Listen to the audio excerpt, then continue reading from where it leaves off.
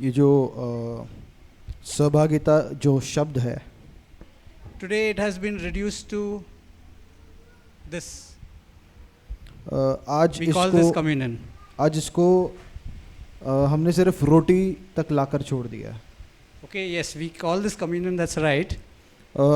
इसको हम प्रभु भोजन बोलते हैं या सहभागिता बोलते हैं, ये सही है, But this is only a part of communion. लेकिन ये सिर्फ उसका एक भाग है। The real word communion, if you go to the Hebrew language or even the Greek language, लेकिन प्रभु भोजन या सहभागिता जो शब्द है, इसको अगर इब्रानी भाषा में आप देखोगे the word actually stands for a gathering, तो ये coming शब्द together. ये जो शब्द है सबका साथ में आकर सहभागिता करना उसको दर्शाता है। It is not just this time after praise and worship until the time we have consumed this, it's not just that time. तो सिर्फ ये प्रभु स्तुति आराधना के बाद में का जो समय होता है जब हम ये खाते हैं, सिर्फ उस चीज़ के बारे में ये नहीं कह रहा है। From the time you have entered that door till the time you leave the door. उस दरवाजे से जब आप अंदर आए और जब उस दरवाजे से आप जब तक बाहर जाओगे, उस समय के बारे में ये कह रहा है। That is called communion. इसको सहभागिता या प्रभु भोजन हम बोलते हैं। We all are different, हम सब अलग हैं, but we become one during communion. लेकिन हम एक हो जाते हैं प्रभु भोजन के समय में। That is the aim and purpose of communion. तो प्रभु भोजन का जो मकसद है वो यही है। Even if you look in the dictionary, यदि आप डिक्शनरी में भी देखोगे, communion doesn't mean an object. प्रभु भोजन या सहभागिता वो एक वस्तु का नाम नहीं है। It is the coming together. उसका अर्थ ऐसा होता है कि हम सब साथ में आ रहे हैं। So, whenever we are thinking about communion, तो जब भी हम प्रभु भोजन के बारे में सोच रहे हैं, we have to have the right picture in our minds. हमको हमारे मन में एक सही दृश्य को रखना है। You know what is the opposite of the word communion? आपको पता है सहभागिता का जो विपरीत शब्द है वो क्या है? It is isolation. वो अकेलापन है। And God doesn't want you to be isolated. और प्रभु नहीं चाहते हैं कि आप अकेले रहो। He wants you to be in communion. प्रभु चाह रहे हैं कि आप सहभागिता में रहो। Why? क्यों? Because when we come together, we can see the glory of God. क्योंकि जब हम साथ में आते हैं तो हम परमेश्वर की महिमा को देख पाते हैं। God never intended for us people to be like monks. परमेश्वर की कभी ये इच्छा नहीं थी कि हम अकेले अकेले रहें। Be away from this world, not in touch with anybody. इस दुनिया से अलग होके किसी के साथ कोई संवाद नहीं रखते हुए। Never has He intended that. Never will you find that in the Bible. परमेश्वर का ऐसा कभी भी मकसद नहीं था, ऐसा कभी भी आपको बाइबल में नहीं दिखेगा। Instead, He has always said, "Be together." उसके विपरीत परमेश्वर ने हमेशा कहा है कि साथ में आते रहो, सहभागिता करते रहो। So if you really want to see the glory of God, we need to come together. तो अगर सच में आपको परमेश्वर के गौरव को देखना है तो हमको साथ में आना जरूरी है। And that is the true meaning of communion. और यही सच्चा अर्थ है सहभागिता या प्रभु भोजन का। Another thing about communion is और एक और इसका मतलब ये भी है, we become part of each other, हम एक दूसरे के सहभागी हो जाते हैं। which means that we can become intimate with each other. इसका मतलब हम एक दूसरे से करीब हो रहे हैं। I can come to communion and I can share my problems. मैं प्रभु भोजन के लिए या सहभागिता के लिए आके अपनी समस्याओं को आपको बता सकता हूँ। This is what used to happen during when you read the Acts of the Apostles. प्रेषितों के कार्य को जब हम पढ़ते थे तब यही होता था। People used to gather in homes लोग जो है घरों में मिलते थे and there was communion time. और सहभागिता का समय होता था। See, I want to make a big difference between this time and sometimes we like to go to our friend's house and we'll say, अरे यार बोर हो रहा है, मुझे चाय पीना है, तेरे घर पे आता हूँ मैं। ये समय और जब हम दोस्त से किसी दोस्त के घर पे मिलने जा रहे हैं चाय पीने के लिए, वो समय ये दोनों अलग अलग है। Because at that time you are very casual, you are not focused. तब जब हम दोस्तों से बात कर रहे हैं तो हम बहुत फोकस के साथ बात नहीं कर रहे हैं। But instead we talk anything and whatever comes in our mind we talk about it. लेकिन उस जगह पे हमारे मन में जो भी आता है वो हम बोलने लगते हैं। But when we come for communion, लेकिन जब हम प्रभु भोजन के लिए आते हैं, सहभागिता के लिए आते हैं, we are focused on the Lord. हमारा मन परमेश्वर पे लगा हुआ है। At least that is the purpose of communion. और वही मकसद है इसका। We are focused on what Jesus did for us. कि हम उस पर अपने मन को लगाए कि जो यीशु ने हमारे लिए किया। And that is why communion is also a time of healing. और इसीलिए ये प्रभु भोजन का समय या सहभागिता का समय एक चंगाई का भी समय है। Because When we bring our problems to God, क्योंकि जब हम अपनी समस्याओं को परमेश्वर के सामने लाते हैं, let's say if somebody is not well, but he comes to this gathering, ऐसा मानिए कि अगर कोई बीमार है और वो इस सभा में आता है, you know what used to happen during the Acts time? तो प्रेषितों के कार्य में, प्रेषितों का जो समय है उसमें क्या होता था कि आप जानते हैं, People used to share their problems also. लोग अपनी समस्याओं को भी बताते थे एक दूसरे से. We can do that in a home setting, but it's difficult to do this in a church setting. वो घर में हम और ज़्यादा आसानी से कर पाते हैं, यहाँ पे थोड़ा मुश्किल होता है. Like someone would share that my body is paining, I have this pain here or there. तो कोई बोलता था कि मेरे शरीर में ऐसा इस जगह पे दर्द है. Or they could even share, I'm having this problem, this relationship problem, I need it to get fixed. और वो ऐसा भी शायद बता सकते थे कि मेरे रिश्तों में ऐसी दरारें आ रही है और इसका कुछ इलाज होना चाहिए. So there are different kinds of problems which can be brought during communion. और अलग अलग समस्याएं जो है वो सहभागिता के समय में लाई जा सकती है. And when the breaking of bread happens, when we participate in the breaking of bread, और जब प्रभु भोजन में हम भाग लेते हैं, we remember what Jesus did for us. हम याद करते हैं यीशु ने हमारे लिए क्या किया. And we are offering our problems also along with ourselves to God. और हम अपनी समस्याओं को भी परमेश्वर के सामने अर्पण कर रहे हैं अपने आप के साथ. So what happens is that we are forgetting about ourselves. We are just saying, Lord, you take my problems. I want to only focus on Jesus. तो ऐसा हो रहा है कि हम अपने बारे में भूल जा रहे हैं और हम पूरा मन को यीशु पे लगा रहे हैं, उसको बोल रहे हैं कि तू हमारी समस्याओं को ले ले. And now it's God's responsibility. और अब ये परमेश्वर की जवाबदारी है. Actually, if you really understand healing, then you are already healed. और अगर आप सच में चंगाई को जानते हैं तो आप चंगे हो चुके हो. But for you to understand that God works in the present moment in your life, लेकिन क्यों, ताकि आप समझ पाओ कि इस समय में परमेश्वर का वो कार्य आपके अंदर हो रहा है, then when you surrender to God, जब आप अपने आप को समर्पण करते हो परमेश्वर को, your faith is actually in work. आपका जो विश्वास है वो काम करने लगता है. And you see the healing happening. और तब आप चंगाई को होते हुए देखते हो. So no matter what problem it is not difficult for तो God. कोई भी समस्या है आपके लिए, वो आपके जीवन में वो परमेश्वर के लिए मुश्किल नहीं है. And God can turn that problem around and actually make you a blessing. और परमेश्वर उस समस्या को वो उल्टा घुमाकर आपके लिए एक आशीष बनाएगा. That is the true meaning of communion. और ये सच्चा मतलब है, सच्चा अर्थ है सहभागिता का. So if you look at 1 Corinthians chapter 11, पहला कोरिन्थियों का 11 अगर हम देखेंगे, I'll just open there. You can also do that. हम उस वचन पे जाएंगे.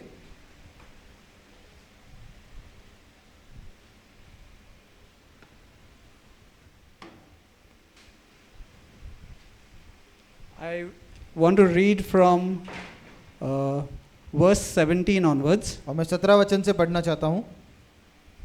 It says, now in giving these instructions, I do not praise you, since you come together not for the better, but for the worse. और पौलुस कह रहा है कि इन जो आज्ञाओं को मैं तुमको दे रहा हूँ, इसमें मैं तुम्हारी तारीफ नहीं कर रहा हूँ, क्योंकि तुम साथ में आ रहे हो तो तुम्हारा साथ में आना अच्छा नहीं हो रहा है, लेकिन उससे बुराई उत्पन्न हो रही है. Remember, communion is a time when we come together याद रखिए कि सहभागिता वो समय है जब हम साथ में आते हैं to see the glory of God. परमेश्वर की महिमा को देखने के लिए. But here Paul is saying that you are not come for the better, but you are come for the worse. लेकिन पौलुस यहाँ पे बोल रहा है कि तुम्हारा साथ में आना भलाई को उत्पन्न नहीं कर रहा है, लेकिन बुराई को उत्पन्न कर रहा है. Why? Because they are gathered together not to concentrate on Jesus. ऐसा क्यों हो रहा है? क्योंकि हम जब साथ में आए हैं तो हम यीशु पे मन नहीं लगाने के लिए साथ में आए. They are actually looking at the food and they are getting consumed by what is there in front of them. The food becomes important for them. वो लोग जब साथ में आ रहे थे तो उनका ध्यान खाने पे था और वहाँ पे आसपास जो चीजें हो रही थी उन पे उनका ध्यान था, और उसी की वजह से परमेश्वर पे वो मन नहीं लगा रहे थे. We'll read further. It says, for first of all, when you come together as a church, I hear that there are divisions among you, and in part I believe it. और पौलुस कह रहा है कि जब तुम साथ में आ रहे हो कलीसिया के तौर पे, तो मैं सुन रहा हूँ कि तुम्हारे में विभाजन है, तुम्हारे में अलग अलग गुट बने हुए हैं, और मैं इसमें विश्वास करता हूँ, मैं मानता हूँ ऐसा सच है. So there were problems in this church. तो इस कलीसिया में समस्याएं थी. Actually, from the time you read the beginning of 1 Corinthians, Paul is just talking about the problems. पहले कोरिन्थियों करास को अगर आप शुरुआत से पढ़ोगे तो पौलुस अलग अलग समस्याओं के बारे में यहाँ पे बता रहा है. But the beauty of it is these problems are not repeated in 2 Corinthians. लेकिन इसकी खूबसूरती ये है कि दूसरे पत्र में जो पौलुस उस कलीसिया को लिखता है, उस पत्र में इन समस्याओं को वो लोग फिर से नहीं दोहराते हैं. Which means that his word helped them to become changed. तो इसका मतलब पौलुस का जो शब्द थे उससे वो लोग बदल पाए.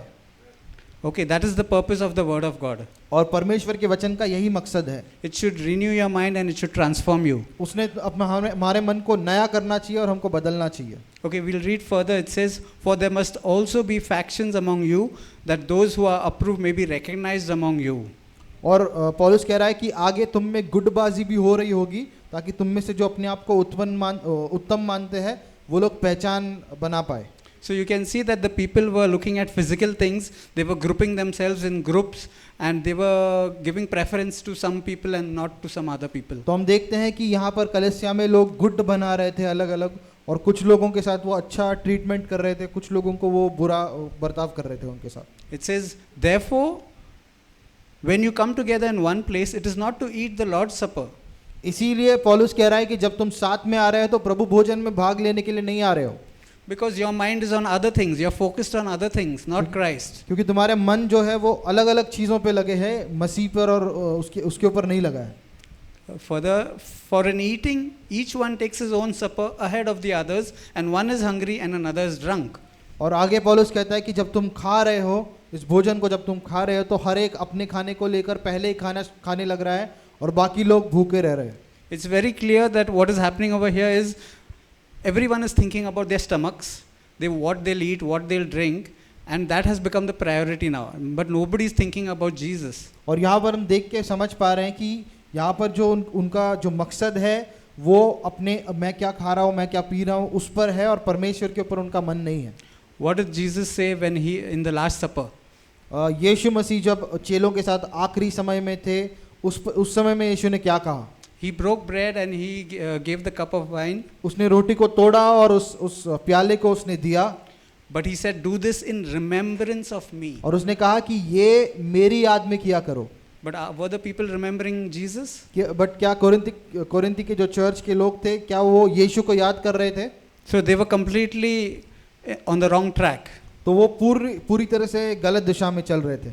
Further it says, "What, do you not have houses to eat and drink? Or do you despise the church of God and shame those who have nothing? What shall I say to you? Shall I praise you in this?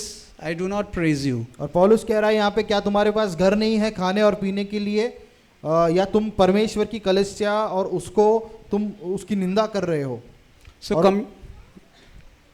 So communion should not be a matter of what we are eating and drinking. और सहभागिता जो है या प्रभु भोजन है, उसका मकसद ये नहीं होना चाहिए कि हम क्या खा रहे हैं, क्या पी रहे हैं. Many times we look at the shape of this, it's round, or we look at the size of it, it's very thin. बहुत बार हम उसका शेप देखते हैं, ये गोल है, और देखते हैं कि बहुत पतला है. And this is what we call communion. और हम इसको देखकर बोलते हैं कि ये प्रभु भोजन है. But actually this could be a piece of bread or a roti. लेकिन ये इस वेफर की जगह पर यहाँ पर रोटी भी हो सकता है या ब्रेड भी हो सकता था. Okay, instead of wine it could be a juice. यहाँ पे जो जूस हम दे रहे हैं इसकी जगह पे वाइन हो सकता था या अलग कुछ हो सकता था. The elements don't really matter. ये जिन चीज़ों को इस्तेमाल करके हम प्रभु भोजन में भाग ले रहे हैं उसका इतना महत्व नहीं है. But the importance is on the meaning of what we are doing. लेकिन महत्व इस पर है कि हम किस मकसद से इसको कर रहे हैं. Are we really remembering Christ when we are doing this? क्या हम सच में मसीह को याद कर रहे हैं जब हम इसमें भाग ले रहे हैं? Remember, he gave his life for you. याद कीजिए कि उसने अपने जीवन को हमारे लिए दिया. And at this important moment we forget about him, then that's really not the purpose of communion. और यदि हम सहभागिता के समय में उस यीशु मसीह को भूल रहे हैं तो सच में इसके मकसद से हम दूर हैं. So whenever we come for communion, and I'm talking about the breaking of bread. So whenever we come for breaking of bread, we should remember Christ, be mindful of what he did for me. तो जब भी हम प्रभु भोजन के लिए उसमें भाग लेते हैं तो हमको अपने मन को इसी पर रखना है कि यीशु ने मेरे लिए क्या किया. That is the true meaning of communion and breaking of bread. प्रभु भोजन और सहभागिता का सच्चा मतलब यही है. That is why further ahead when you read in this chapter, it says, examine yourself. In verse 27 it says, therefore whoever eats this bread and drinks this cup of the Lord in an unworthy manner will be guilty of the body and blood of the Lord. इसीलिए आगे हम 27 वचन में देखते हैं, पौलुस कहता है कि जो भी इस प्याले को और इस रोटी को गलत तरीके से लेगा वो यीशु के लहू का और उसके शरीर का अपमान कर रहा है. It's not talking about what sin you committed, that's why you're not worthy to take part in communion. अपने आप का परीक्षण करने से उसका अर्थ ये नहीं है कि तुमने क्या पाप किया, इस पे ध्यान दो. Because you will never stop doing these wrong things. क्योंकि वो गलतियां आप करना बंद नहीं करोगे. But when you take part in communion, लेकिन जब आप प्रभु भोजन में भाग ले रहे हो, you are being expectant of God doing something in your life. आप इस आशा से ये भाग ले रहे हो कि परमेश्वर का कोई कार्य मुझ में हो रहा है. Just like the people in Acts of the Apostles, जैसे प्रेषितों के कार्य में जो लोग थे, they came together because they knew that during communion time my problem is going to be solved. वो लोग साथ में आ रहे थे सहभागिता में, ये जानते हुए कि इस सहभागिता में मेरी समस्या का हल निकलेगा. So with that expectation they came together. तो उस आशा के साथ वो लोग साथ में आए. They were actually looking forward to this time. और वो आशा से इस समय का इंतजार कर रहे थे. And it didn't matter to their stomachs what they ate and what they drank. और उनको उससे फर्क नहीं पड़ रहा था कि वो क्या खा रहे क्या पी रहे उस समय में. That is why when you read in Acts you'll see the numbers just kept on multiplying. इसीलिए हम देखते हैं कि प्रेषितों के कार्य में जो कलीसिया के लोग थे वो बढ़ते चले गए. And the number of people, it started with a few disciples and the number of people went into thousands. और वो कुछ शिष्यों के साथ इसकी शुरुआत हुई, लेकिन जो लोगों की तादाद थी वो हजारों में चली गई. And people started getting healed. There were sicknesses were starting to diminish. और लोग चंगे होने लगे और बीमारियां मिटने लगी. That is exactly the purpose of communion. और यही मकसद है प्रभु भोजन का. So when we take communion, that is when we take the body and blood of Christ, we are remembering what he did for us. तो जब हम इस रोटी और इस जूस में भाग ले रहे हैं, हम याद कर रहे हैं कि यीशु ने हमारे लिए क्या किया. And with that intention, we can also expect if there's any problem in our life, it's going to be solved. और उस मनसा के साथ जब हम उसमें भाग ले रहे हैं तो हम विश्वास कर सकते हैं कि जो भी समस्या हमारे जीवन में है उसका हल निकलेगा. So I would encourage you to lift your problems along with during this communion time. तो मैं आपको प्रोत्साहित करना चाहता हूं कि अपनी समस्याओं को परमेश्वर के सामने उठाए इस प्रभु भोजन के समय में. So let us take part in the breaking of bread and lift our problems at the same time. तो हम प्रभु भोजन में भाग लेंगे और उसी समय में अपनी समस्याओं को परमेश्वर के सामने रखेंगे. Father, we thank you, Lord, पिता हम धन्यवाद देते हैं that you gave your son Jesus, कि तूने अपने बेटे यीशु मसीह को दिया, who gave his body जिसने उसका शरीर हमारे लिए दिया, to die for us, कि हमारे लिए वो मर गया and he shed his blood और उसने अपने लहू को बहाया so that we could be forgiven from sins. ताकि हम पापों से माफ हो सके. This communion and this juice is just a representation of what you did, Jesus. ये रोटी और ये जूस जो है ये इस चीज़ को दर्शाता है कि आपने क्या किया क्रूस पर. And therefore we take part of it और इसीलिए हम इसमें भाग ले रहे हैं with our whole mind focused on you, हमारे पूरे मन को आप पर केंद्रित करके. and we surrender everything in our lives to you. और हम हमारी सारी जीवन की चीज़ों को आपके सामने समर्पण करते हैं. Let us take the body and blood. हम इसमें भाग लेंगे.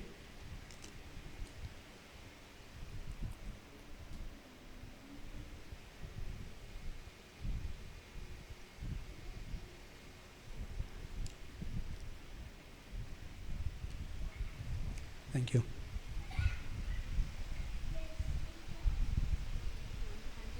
What is that? You tell me if you have something to say.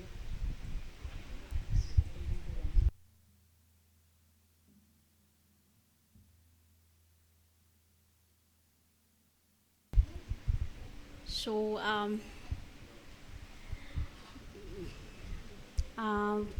Kingdom of haven ministries में हम सभी का स्वागत करते हैं. जितने भी लोग अगर आप नए हैं, पहली बार आए हैं, तो जाने से पहले पास्टर जी को मिलकर जाइए.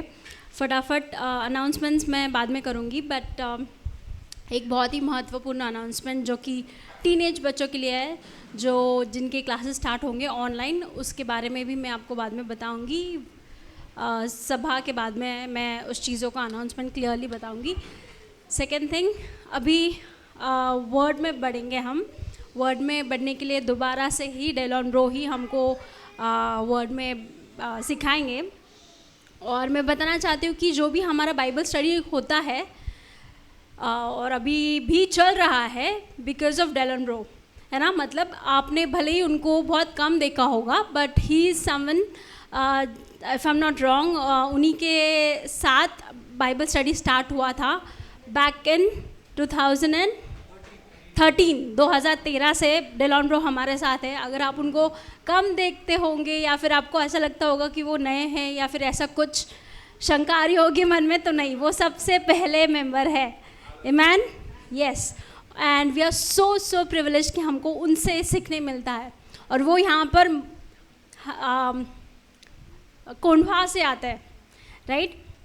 सो and he was a part of Caris Bible College. सो अगर आप उनको आज पहली बार सुन रहे हैं तो कृपया करके पूरे ध्यान से सुने, क्योंकि उनका जो रेवलेशन या फिर उनकी जो टीचिंग्स आती है वो बहुत ही अमेजिंग टीचिंग्स आती है. मतलब ऐसा होता है कि अगर आप वचन पढ़ रहे हो और वो वचन की समझ भी ना हो कि अच्छा ये वचन तो मैंने 10 बार पढ़ा है लेकिन मुझे समझ में नहीं आया, लेकिन जब डेलॉन ब्रो उस चीज़ को एक्सप्लेन करते हैं ना, बहुत अच्छी तरीके से एक्सप्लेन करते हैं. एंड आई एम श्योर कि वो यहाँ पे बहुत सारी तैयारी के साथ आए हैं. उन्होंने वहाँ पे बोर्ड भी लगाया है. सो आपको पूरा डिटेल में, अगर आपको कोई भी प्रश्न है सभा के बाद, आप उनको बाजू में लेके आप सारे प्रश्न पूछ सकते हैं. बिकॉज ही इज़ दैट, उनको टीच करना बहुत पसंद है, राइट. सो प्लीज़ आप ध्यान से उनके टीचिंग्स को आज सुनो और समझो और प्रश्न लेकर आओ. उनको बहुत अच्छा लगता है अगर आप उनसे कोई प्रश्न पूछते हैं, सिर्फ बाइबल का, कोई और प्रश्न मत लेके आना, ठीक है. So yes,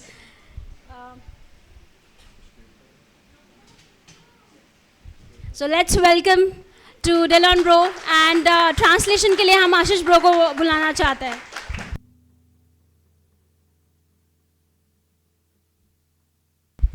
Thank you.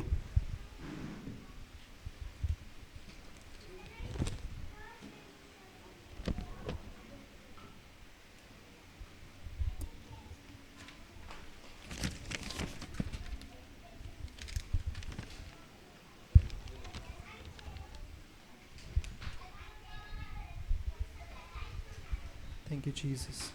Praise the Lord. Praise the Lord. Thank you, Jesus. धन्यवाद यीशु. Thank you, Holy Spirit. धन्यवाद पवित्र आत्मा. Our Father, I lift up to you all these people who are here present and those who are watching. पिता, हम इन सारे लोगों को जो यहाँ पर उपस्थित है और जो हमें ऑनलाइन देख रहे हैं वो आपकी ओर उठाते हैं प्रभु. That you may open up their hearts. कि आप उनके दिलों को आप खोलेंगे. So that they may receive your word. कि वो आपके वचन को ग्रहण करें. And may your word transform them. और आज आपका वचन उनके जीवन को बदल दे. So that they will benefit from this. जिसके द्वारा उनका ही फायदा हो. In Jesus' name we pray. यीशु मसीह के नाम से प्रार्थना करते हैं. Amen. Amen. Okay. Suppose I use a very common word. For example, book. तो मैं बहुत ही एक कॉमन शब्द का इस्तेमाल करता हूँ जिसका जैसे पुस्तक. So you know what is a book, right? तो आप जानते हो कि पुस्तक क्या है. Immediately your mind is telling you, I understand this. तो जैसे आप पुस्तक ऐसा शब्द सुनते हो तो आपका दिमाग आपको बताता है कि हाँ पुस्तक क्या है, मैं इसको जानता हूँ. But suppose I use a word which you have never heard before. लेकिन अगर आप समझो कि अगर मैंने ऐसा कोई शब्द जिसका इस्तेमाल किया जिसको आप नहीं जानते हो. Let's take an example. The word yetzer. तो जैसा शब्द है येत्ज़र, उसका अगर मैंने इस्तेमाल किया तो आपको क्या लगता है? How many of you have heard this word? कितने लोगों ने ये शब्द सुना है? How many of you know what this word means? या फिर किसी को पता है इस शब्द का मतलब क्या है? Okay, I'll tell you the spelling. Y-E-T-Z-E-R. तो मैं इसकी स्पेलिंग बताता हूँ. Y-E-T-Z-E-R, येत्ज़र. Anyone knows what it is? किसी को पता है क्या है ये? Okay.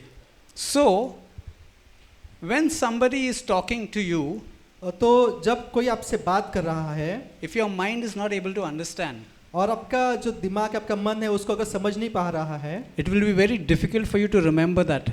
तो बहुत ही कठिन होगा आपको उसको याद रखना, because you don't understand it. क्योंकि आपको वो समझ में ही नहीं आया। But suppose if I start telling you the meaning of Yetzer, लेकिन अगर आप समझो कि अगर मैंने आपको येत्ज़र इस शब्द का मतलब बताना शुरू किया, it comes from a Hebrew word. तो ये एक इब्रानी भाषा से आता है। It means imagination. उसका मतलब है कल्पना करना। Okay, the word Yetzer in Hebrew, तो जो येत्ज़र जो शब्द है जो इब्रानी भाषा में है, there are actually, if you go to the Strong's Concordance or to the Interlinear Bible, तो अगर आप स्ट्रॉन्ग कॉन्कॉर्डेंस इस डिक्शनरी में जाते हो उसका मतलब देखने के लिए, you will never see one word as the meaning of something. तो आपको ऐसा कोई शब्द नहीं दिखेगा कि इस शब्द का मतलब यही है केवल। You will have different words. तो आपको पता चलेगा कि इस शब्द के बहुत सारे अलग अलग शब्द हैं जिनका अलग अलग अर्थ होता है। Because you need to know all the different words क्योंकि आपको जानना है कि अलग अलग शब्द क्या है related to that word, जो उस शब्द से संबंध रखते हैं, so that you get a picture जिसके द्वारा आपको एक पिक्चर आए, आपकी कल्पना हो, and you will be able to understand better. और जिसके द्वारा आप और बेहतर तरीके से उसको समझ सको। Unfortunately, languages have changed over the years, लेकिन भाषाएं है बहुत समय से बदल गई है, and because of the change in languages, even the depth of each language has changed. क्योंकि भाषाएं बदल गई उसके कारण जो गहराई थी उस एक भाषा में वो भी बदल गई है। And today, the most common language is English. तो आज सबसे जो कॉमन भाषा है वो है English. So when we use nowadays languages, the newer languages I'm talking about, तो जब हम आजकल की भाषाओं का जब इस्तेमाल करते हैं, at that time we don't get the full meaning. तो उसका जब हम इस्तेमाल करते हैं तो हमको उसका उस शब्द का पूरा जो अर्थ है वो समझ में नहीं आता। Just for example, the word love. तो उदाहरण के लिए अगर हम देखते हैं प्रेम, There's only one word in English saying love. तो इंग्लिश भाषा में एक ही शब्द है जिस प्रेम के लिए, But actually in Hebrew, लेकिन अगर इब्रानी भाषा में हम देखते हैं the word love has different levels and different relationships. तो इब्रानी भाषा में प्रेम इस शब्द के अलग अलग अर्थ है, अलग अलग संबंध है। Like it could mean God's love. तो प्रेम का मतलब हो सकता है कि परमेश्वर का प्रेम, It could mean brother's love or friend's love. और उसका मतलब ये भी हो सकता है कि भाई का प्रेम या फिर मित्रों का प्रेम, Or it could mean husband and wife's love. या फिर पति पत्नी का प्रेम, वो भी उसका मतलब हो सकता है। So we have all these different meanings for us to understand what is love. तो ये सब अर्थ है उसके, एक शब्द जो है प्रेम उसके। So when we, like in the Bible, when you read the word love, there are different words actually being used. Like when it's talking about God's love, that is a separate word. तो वैसे ही जब परमेश्वर का प्रेम वो शब्द है वो अलग तरह का प्रेम होता है, Which we call agape love. जिसको हम कहते हैं agape Prem. And then we have brotherly love, which is filio. तो फिलियो प्रेम करके होता है जिसका मतलब है कि भाई बहन यानी भाइयों में प्रेम। And there is love between husband and wife, which is called eros. तो इरोस एक प्रेम होता है जो पति और पत्नी के बीच में होता है, उसको इरोस प्रेम कहते हैं। So with that we understand better what kind of love we are talking about. तो जब हम ऐसे समझते हैं तो हमको अच्छे से समझ में आता है कि किस प्रेम के विषय में बात की जा रही है। But in English we have that same word love for all the three types. लेकिन इंग्लिश भाषा में इन सारी चीज़ों के लिए एक ही शब्द का इस्तेमाल किया गया जिसका जो है प्रेम, love. So we have lost the meaning of it. तो हमने उसके जो मतलब है, जो प्रेम शब्द है उसका मतलब है उसको हमने खो दिया। Okay, the point I was trying to make is that when we are listening to something, we need to listen with understanding. तो जो मैं जिस मुद्दे की आपसे बात करना चाहता हूँ वो यह है कि जब हम कुछ सुनते हैं तो उसको हम समझने के साथ सुने तो हमें वो याद रहेगा। So that we remember it, and we not only remember it but we also use it in our lives. तो जब हम ऐसा समझकर उसको सुनते हैं तो हमें वो याद रहता है और फिर हम उसका इस्तेमाल हमारे जीवन में कर सकते हैं। A lot of people can listen and remember things, बहुत सारे लोग ऐसे होते हैं जो सुनते हैं और उनको चीज़ें याद रहती है, but not everyone. लेकिन सबके विषय में ऐसा नहीं है। Approximately 1/3 of people can remember things by listening. और 1/3 लोग हैं जो सुनने के बाद उनको सारी चीज़ें याद रहती है। But another 1/3 of people need to see things if they want to remember. दूसरे 1/3 लोग ऐसे हैं कि जिनको चीज़ें देखकर ही बाद में याद रहती है। Okay, so their vision, their eyes need to be used, then they find it easy to remember. तो उनके लिए उनकी आंखों का इस्तेमाल किया जाना बहुत महत्वपूर्ण है अगर उनको कुछ चीज़ें याद रखना है तो। And there is still 1/3 more people left.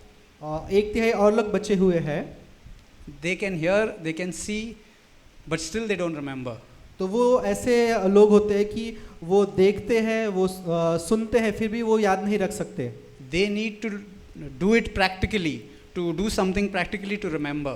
तो उनको कुछ तो उस चीज़ का काम करना करते हैं तभी जाके उनको वो याद रहता है। तो उनको प्रैक्टिकल करना पड़ता है तभी उनको याद रहेगा। So we have a mixture of such kind of people everywhere. तो इस प्रकार के लोगों का मिक्सचर हम हर जगह देखते हैं। By the way, this is not my findings, तो ये जो चीज़ मैं आपको बता रहा हूँ ये मैं खुद से नहीं बता रहा हूँ, but extensive research has been done by people. तो इस पर बहुत लोगों ने रिसर्च किया है और उसके बाद मैं आपको बता रहा हूँ। And that is what they have concluded, that there are some number of people who can listen, understand and remember by hearing, some by seeing, and some by doing things. तो वो रिसर्च ही बताता है कि कुछ लोग ऐसे होते हैं वो केवल सुनकर उनको चीज़ें याद रहती है, कुछ लोग ऐसे होते हैं कि उनको देखकर चीज़ें याद रहती है, और कुछ लोग ऐसे होते हैं जिनको कुछ करने के बाद उनको वो चीज़ें याद रहती है। That's why I want to try to use as much as possible for you to remember what I'm saying.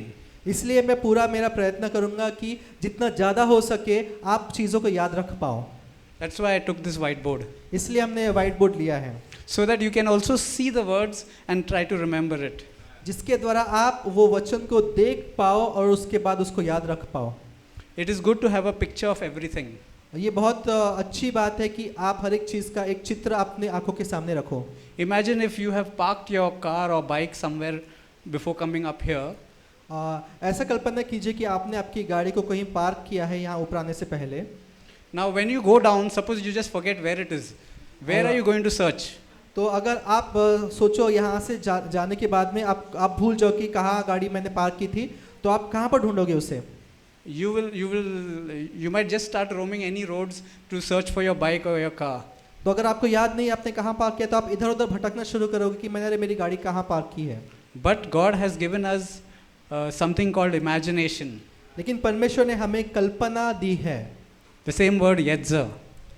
वही शब्द येत्ज़र, कल्पना।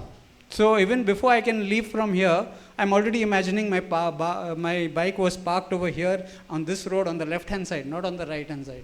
तो वो कल्पना से ही मैं जान पाता हूँ कि यहाँ जाने से पहले ही मुझे ये ध्यान में रहेगा कि हाँ मैंने इस रास्ते की इस ओर गाड़ी पार्क की है, उस ओर पार्क नहीं की है। And that is why immediately you will first move towards that place. और उसी के कारण जब आप यहाँ से जाओगे तो सबसे पहले आपको जहाँ आपकी कल्पना में पता है कि यहाँ गाड़ी पार्क किया आप वहाँ जाओगे। Even if you park in a shopping mall, there are many levels of parking. तो अगर आप शॉपिंग मॉल में भी अगर आपकी गाड़ी पार्क करते हैं वहाँ पर कई अलग अलग लेवल होते हैं जहाँ पार्क की जाती है गाड़ियाँ। But you can use your imagination to remember, oh, it was on the ground floor, not on the first floor. तो उस समय भी आप आपकी कल्पनाओं का इस्तेमाल कर सकते हो कि हाँ मैंने ग्राउंड फ्लोर पे गाड़ी लगाई थी, पहले मंजिले पे गाड़ी नहीं लगाई थी। And the whole purpose of your imagination is it can take you from where you are to another level. तो सबसे महत्वपूर्ण काम जो है कल्पना का वो यह है कि आप जहाँ हो आपको एक अलग स्तर पे ले जाने का काम कल्पना का होता है। So with that I want to just encourage you all to use your imagination and do the best that you can to remember what God is talking to you. Remember, it's God speaking to you. It's not me. I am just the instrument. तो इसीलिए मैं कहना चाहूँगा कि आप भी आपकी कल्पनाओं का इस्तेमाल कीजिए, जो परमेश्वर आपसे बता रहा है उसको आपकी कल्पना में मिलाइए, क्योंकि ये परमेश्वर का वचन है। मैं यहाँ से बात नहीं कर रहा, लेकिन परमेश्वर का वचन आपसे बात कर रहा है। Okay, so we'll start with the very simple statement, but it is so profound that it's better that we write down what we can write to remember. तो इसीलिए हम एक वचन देखेंगे, बहुत ही महत्वपूर्ण वो वचन है और इसलिए हम चाहेंगे कि हम उसको लिख लें। So we'll go to 1 John chapter 4. तो हम जाएंगे पहला यूहन्ना उसका 4था अध्याय and verse 8. उसका 8वां वचन।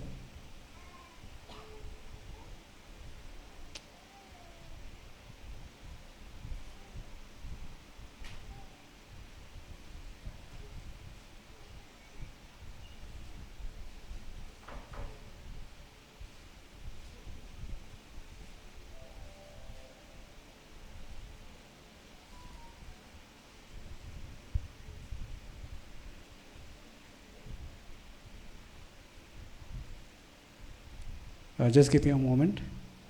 थोड़ा समय दीजिए.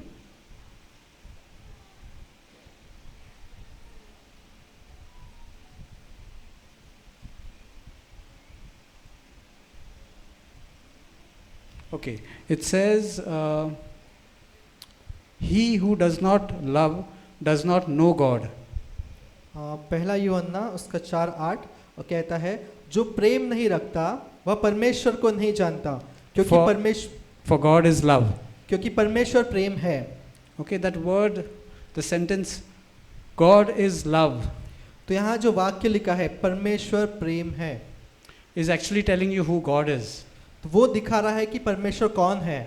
God is not some being which has love.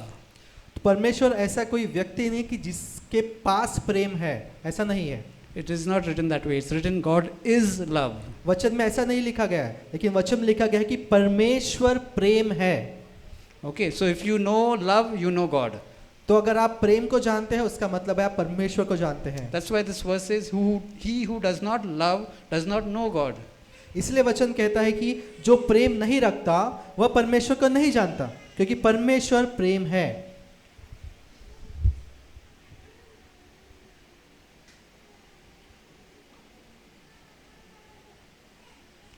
So God is the source of everything for us. तो परमेश्वर सारी चीजों का स्रोत है हमारे लिए.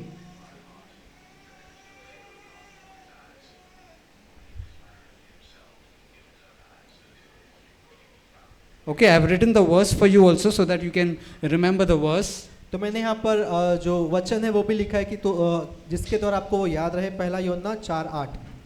And that tells us that, out of love God created us. तो ये दिखाता है कि प्रेम के द्वारा परमेश्वर ने हमें बनाया है, हमारी निर्मित की है. So if we want to get deep into the word of God, और अगर हमें परमेश्वर के वचन में और गहराई से जाना है, we can just start with these verses. तो हम इन वचनों से शुरुआत कर सकते हैं. And we can go deep into it and find all the related verses about God being who He is. और हम और गहराई से जाकर हम ढूंढ सकते हैं इसके संबंधित वचनों को जो बताएगा कि परमेश्वर कौन है. Okay, but when we know that God is love and He wants to share that love with us. और जब हम जानते हैं कि परमेश्वर प्रेम है और वो उसका प्रेम हमसे बांटना चाहता है, And He does that, and that is how the purpose of Him creating us. और यही कारण था परमेश्वर ने हमें हमारी रचना की उसका. He didn't create us because He wanted somebody to rule over, and that's why we are here.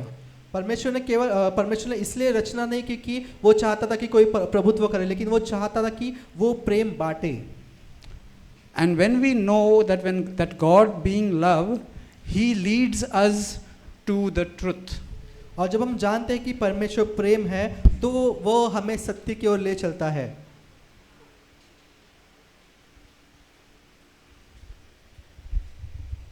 Now we all know that Jesus said, I am the truth. हम सब जानते हैं कि यीशु ने कहा कि मैं सत्य हूँ. And Jesus is also called the Word of God. और यीशु को परमेश्वर का वचन भी कहा गया.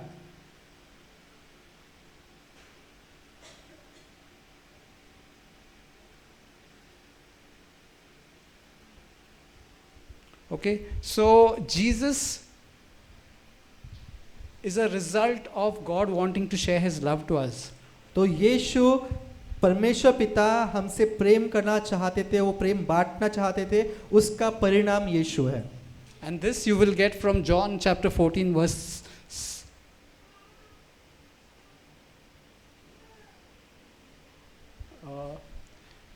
6.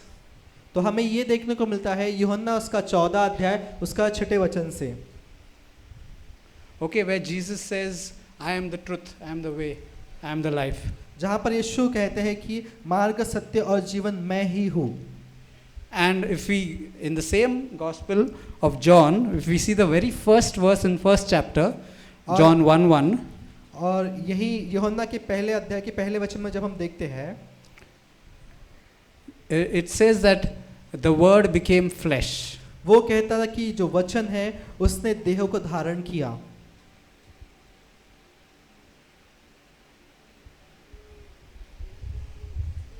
Okay, the word of God became flesh परमेश्वर का वचन उसने देह को धारण किया, means that God that had spoken the word, that word became into a human being. जो वचन बोला गया था परमेश्वर के द्वारा वो एक मनुष्य बना। So, because God is love, क्योंकि परमेश्वर प्रेम है, He sent His Son उसने उसके पुत्र को भेजा in the form of a human being एक मनुष्य के रूप में to live with us हमारे साथ रहने के लिए, and to accomplish the purpose which He had. और जो कुछ उसका काम था उसको पूरा करने के लिए। Now we all know about sin. हम सब पाप के विषय में जानते हैं। We know that we do wrong things, हम जानते हैं कि हम कुछ गलत करते हैं, and we know that God is holy, और हम जानते हैं कि परमेश्वर पवित्र है, and God and sin cannot be one. और परमेश्वर और पाप एक साथ नहीं रह सकते। That is why there was a separation between God and man. और यही कारण था कि मनुष्य और परमेश्वर के बीच में एक अंतर आया। God is not worried about what wrong you did. परमेश्वर इसके बारे में चिंता नहीं करता कि तुमने क्या गलत किया। Sin is there in you, that is what separates Him. आपके अंदर पाप है जिसके द्वारा आप परमेश्वर से अलग हो, And that became a problem और वो एक समस्या हो गई। right from the time of the Garden of Eden, Eden garden से तब से ये समस्या उत्पन्न हुई when man sinned for the first time. जब मनुष्य ने पाप किया पहली बार। There was a separation between God and man. उस समय से मनुष्य और परमेश्वर के बीच में एक अंतर आया। The problem was that Adam did not get a chance to know God properly. तो समस्या ये थी कि आदम ने परमेश्वर को पूरा जानने को समय नहीं दिया, Because the moment he sinned, he was separated from God. क्योंकि जिस क्षण उसने पाप किया वो परमेश्वर से अलग हो गया। Today, we are in a much better position आज हम बेहतर स्थिति में हैं आदम से, because we have scripture. क्योंकि हमारे पास वचन है। We can read and we can learn. हम वचन पढ़ सकते हैं, वचन में से सीख सकते हैं। What mistakes other people have done, जो गलतियाँ जो दूसरे लोगों ने की है, we don't need to repeat it. हमें वो वापस दोहराने की ज़रूरत नहीं है। That is why we need the word of God इसलिए हमें परमेश्वर के वचन की ज़रूरत है, to renew our minds. जिसके द्वारा हमारा मन नया हो। Because we do not even know sometimes what is the truth. क्योंकि बहुत बार हमें यह नहीं पता होता कि सत्य क्या है। In fact, I'll give you my example. मैं मेरा उदाहरण दूंगा। There was a time when I did not believe in healing. एक समय ऐसा था जब मैं चंगाई पर भरोसा नहीं करता था। I was not born again that time. उस समय मेरा नया जन्म नहीं हुआ था। And when I heard about people saying, God healed me, और जब मैं सुनता था कि लोग बताते थे कि परमेश्वर ने मुझे चंगा किया, in my mind I used to think there is some explanation of how this person got all right. तो उस समय मैं ये सोचता था, मैं तर्क लगाता था कि नहीं, कुछ तो उसका कारण होगा जिसके द्वारा ये इंसान कह रहा है कि वो चंगा हो गया। For me it was difficult to imagine faith. उस समय मेरे लिए कल्पना करना बहुत ही कठिन था कि विश्वास क्या है। And so this lie that healings don't exist was there in me. तो ये जो झूठ है कि चंगाई नहीं होती, वो मेरे अंदर उस समय था। And I began to believe that lie and I was living that lie. और उस झूठ पर मैंने विश्वास करना शुरू किया और मैं उस झूठ पर विश्वास करके जी रहा था। But there was a time when I went into a crisis. लेकिन एक समय ऐसा आया जब मैं बहुत बड़े समस्या में गया। I tried everything else first. मैंने हर एक चीज़ का उसका प्रयत्न किया, ये ऐसे ऐसे करके कुछ होगा गया। But none of the solutions worked.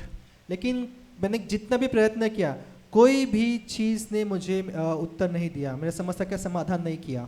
Okay, I'll just tell you what it was. It was a pain in my back. तो मैं बताऊंगा आपको क्या था। तो मेरे कमर में दर्द था। And I had gone to the doctors. और मैं डॉक्टर के पास गया। And I told them my problem. तो मैंने डॉक्टर को बताया कि मेरी ऐसी ऐसी समस्या है। First they tried to tell me about why the problem must be there and some medication was given. तो उस समय डॉक्टर ने मुझे बताया कि ऐसी समस्या क्यों है और उसके लिए उन्होंने मुझे कुछ दवाई दी। But then many days passed and I was still having that pain. और बहुत दिन हो जाने के बावजूद मेरे शरीर में वो दर्द था। And it was not going away. और वो दर्द नहीं जा रहा था। Initially it was just for 1 or 2 hours a day. पहले दिन में 1 या 2 घंटे ही रहता था, but slowly that duration was increasing every day. और धीरे धीरे वो समय जो दर्द का समय था वो बढ़ रहा था. And then I began to realize that the medicines are not working, so what I'm believing also is a lie. तो उस समय मुझे समझ में आया कि ये जो दवाई है उसका भी असर नहीं हो रहा था, और मैं जिस पे भरोसा कर रहा हूँ वो झूठ है. So the lie became truth for me at that time. तो उस समय जो झूठ था कि चंगाई नहीं होती, वो मेरे लिए उस समय सत्य थी.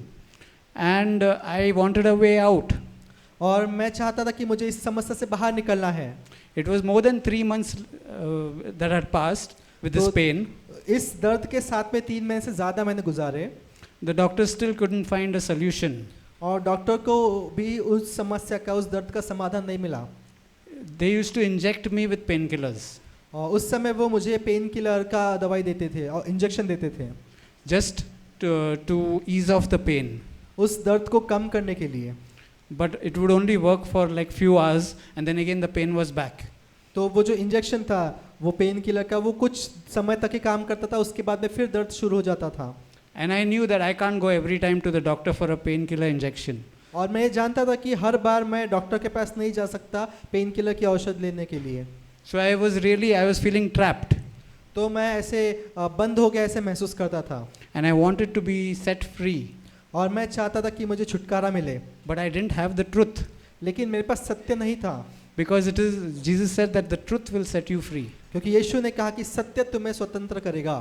Finally a time came और फिर एक समय आया when I went for a spiritual retreat, तो मैं एक आत्मिक रिट्रीट के लिए गया, and over there we were praising and worshiping God in the spirit. और वहाँ पर हम आत्मा में परमेश्वर की आराधना कर रहे थे, उसकी स्तुति कर रहे थे, And we were giving praise to Jesus. और हम यीशु को स्तुति दे रहे थे. And I remember very clearly that before the praise and worship could start, और मुझे अच्छे से याद है वो स्तुति आराधना शुरू होने से पहले the pain was there. मेरी कमर में दर्द था, But during the time of praise and worship, I did not even notice the pain left me. लेकिन मुझे जब स्तुति आराधना चल रही थी तब मुझे पता भी नहीं चला मेरा दर्द निकल गया. Probably around half an hour of praise and worship we had. आधे घंटे की वो स्तुति आराधना थी, And as soon as it got over, और जैसे वो स्तुति आराधना खत्म हुई, a person came on the mic and said somebody's back pain has been healed. कोई तो मनुष्य स्टेज पर आया, उसने बोला कि कोई तो यहाँ पर मौजूद है जिसका कमर दर्द निकल गया है. I immediately put my hand up and I said, I am that person. My back pain has been healed. और मैंने वहाँ जैसे उसने बोला, मैंने वैसे मेरा हाथ खड़ा किया और मैंने कहा कि हाँ वो मनुष्य मैं हूँ जिसका कमर दर्द निकल गया है. I went to the mic and I gave testimony. और मैं स्टेज पर गया, मैंने माइक में सबके सामने वो गवाही को दिया. I explained how the pain was troubling me for more than 3 months. और मैंने उनको बताया कि किस तरह से 3 महीने से ज़्यादा मुझे कमर दर्द मुझे परेशान कर रहा था. And that it had become so bad that almost the full day I had pain and almost every day I had pain. तो वो कमर दर्द इतना ज़्यादा हो गया था कि पूरे दिन भर मुझे वो कमर दर्द रहता था. But now I saw something different happening to me. लेकिन अब इस समय ऐसा हुआ कि कुछ तो अलग मैंने देखा जो मेरे साथ हो रहा था. Not by medicine, not by doctors, दवाई और डॉक्टर की वजह से मुझे चंगाई नहीं मिली थी, but God healed me. लेकिन परमेश्वर ने मुझे चंगा किया. And that was a shock to me because I was believing something else. क्योंकि उस समय वो मेरे लिए एक शॉक था, क्योंकि उस समय तक मैं कुछ और चीज़ में विश्वास करता था. I never believed in miracles. मैं उस समय तक चमत्कारों पे विश्वास नहीं करता था. I thought that there is some science behind it, so I used to explain it like that to myself. तो उस समय तक मैं ऐसा सोचता था कि इस चमत्कार की, इस चंगाई के पीछे कुछ तो साइंस है, कुछ तो विज्ञान है जिसके द्वारा हो रहा है. मैं उस समय ऐसा विश्वास करता था. But now for the first time I saw healing in my body. लेकिन उस दिन पहली बार मैंने मेरे शरीर में चंगाई को महसूस किया. So the lie got out of my head. तो वो जो झूठ था वो मेरे दिमाग से निकल गया, Because I saw the truth. क्योंकि मैंने उस समय सत्य को देखा And the truth set me free. और उस सत्य ने मुझे छुटकारा, चंगाई दी. And that is exactly what I'm trying to say, that when we concentrate on the truth, when we come together and become one with the truth, और इसीलिए मैं कह रहा हूँ कि जब हम उस सत्य को जानते हैं, उस सत्य के साथ में एक होते हैं, then we are set free from the lies which the devil has put. तो उस समय उस सत्य को जानने के बाद वो सारे झूठ जो शैतान ने दिए हैं हमारे दिमाग में, उससे हम स्वतंत्रता पाते हैं। So again, to bring you back to the flow, God is love and He created us in love. तो हम वापस आते हैं तो हम देखते हैं कि परमेश्वर प्रेम है और परमेश्वर ने प्रेम की नाई बनाया है। And I will just draw an arrow over here.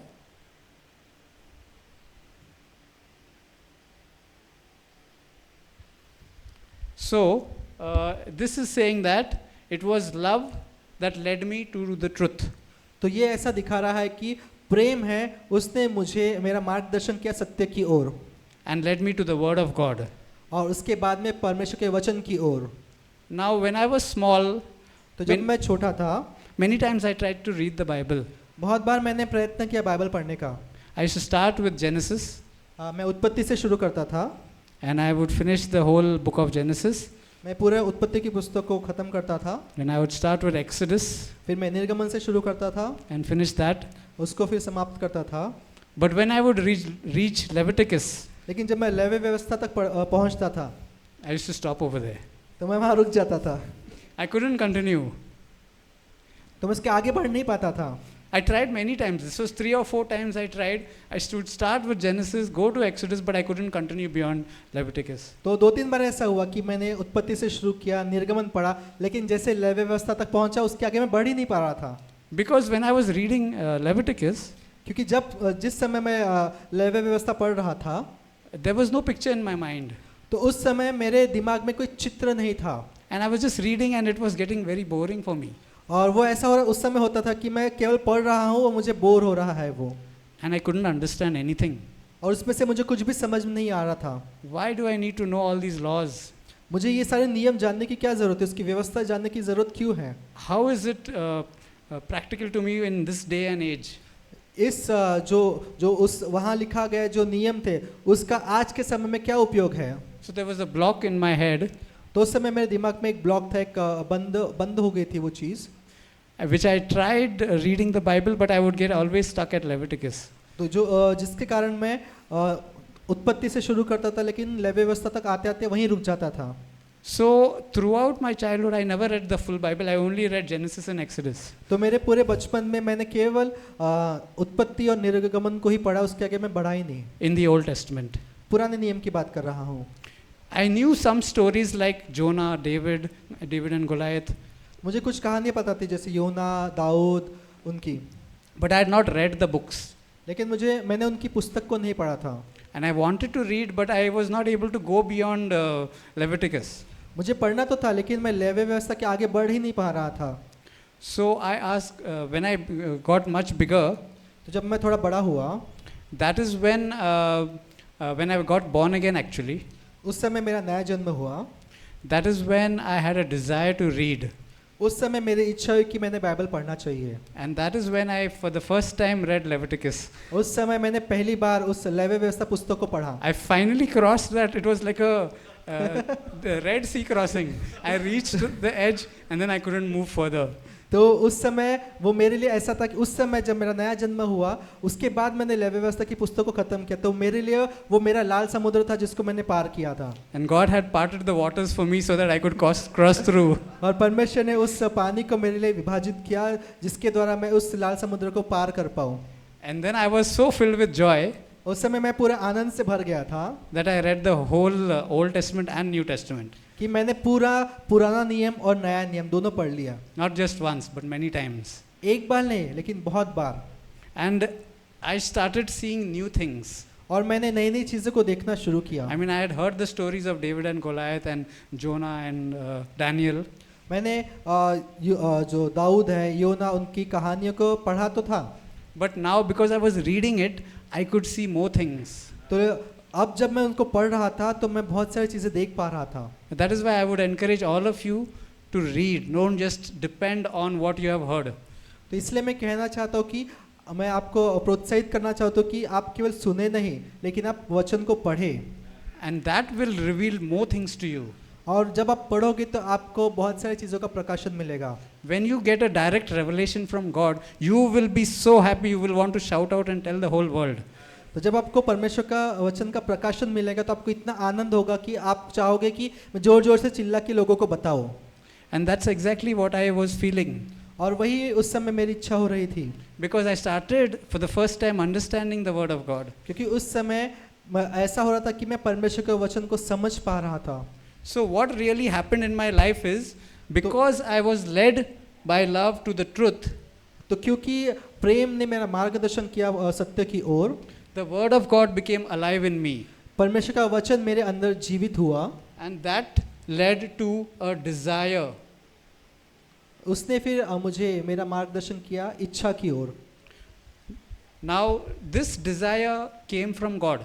और ये जो इच्छा है वो परमेश्वर की ओर से आई। At that moment it was a desire to learn about the Word of God and read the whole Bible.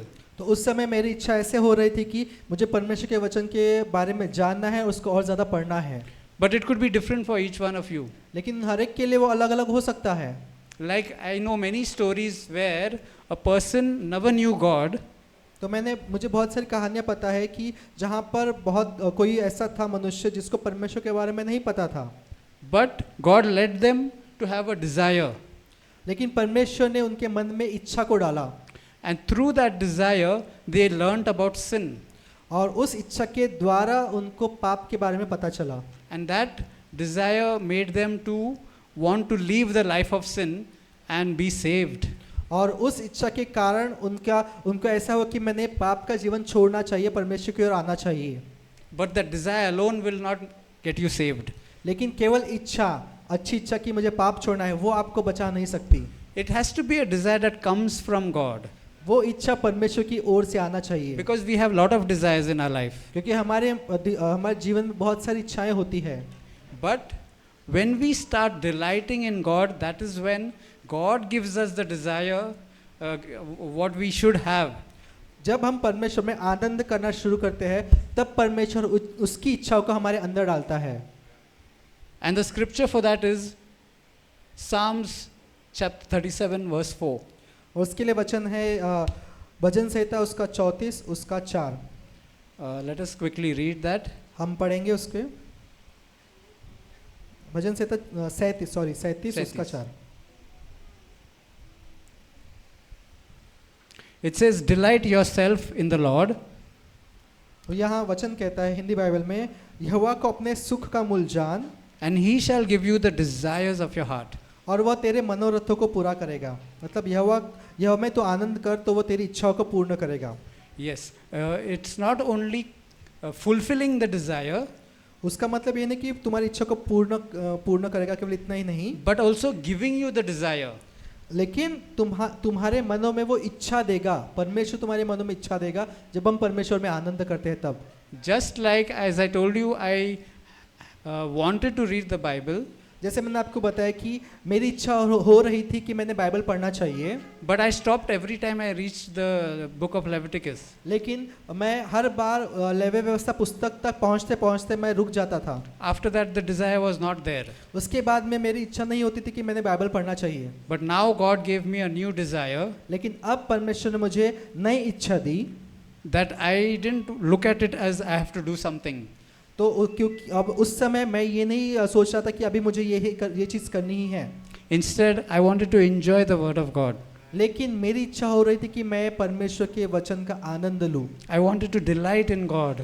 मैं चाहता था कि मैं परमेश्वर में आनंद करूं। So he made it possible for me to read the word of God beyond Leviticus. ये तो परमेश्वर ने मेरी सहायता की कि मैं लेवी व्यवस्था के आगे भी Bible पढूं। And that's how God uses this desire, इस प्रकार परमेश्वर हमारी इच्छाओं का इस्तेमाल करता है, which he himself has planted in us, जो इच्छा उसने खुद हमारे अंदर उसने डाली है, to achieve his will. कि जिसके द्वारा हम परमेश्वर की इच्छा को पूर्ण करें। Now when we have this desire, तो जब हमारे अंदर वो इच्छा होती है, it brings hope. उसके द्वारा एक आशा आती है। Now when, like I'm giving you the example of somebody who did not know God and suddenly comes to know about sin and wants to be free from sin. तो जैसे मैंने आपको बताया कि कोई एक मनुष्य था जिसके अंदर ऐसी इच्छा हुई कि मैंने पाप को छोड़ना चाहिए और परमेश्वर के पास आना चाहिए। When they hear the word of God, जब वो परमेश्वर के वचन को सुनते हैं, a desire is born in them, एक इच्छा उनके अंदर जन्म लेती है, okay, which God has put it into their hearts. जो इच्छा परमेश्वर ने उनके दिल में डाली है। They want to be free from sin. वो चाहते हैं कि वो पाप से छुटकारा पाए। So all of us who have reached this point where, okay, I know what is sin, now I don't want to be in sin, I want to be out of sin. तो इस समय जब वो जान लेते हैं कि पाप, ये ऐसा ऐसा पाप है, मुझे पाप में नहीं रहना, मुझे पाप से बाहर निकलना है, That is hope talking. वो बात कर रहा है आशा की।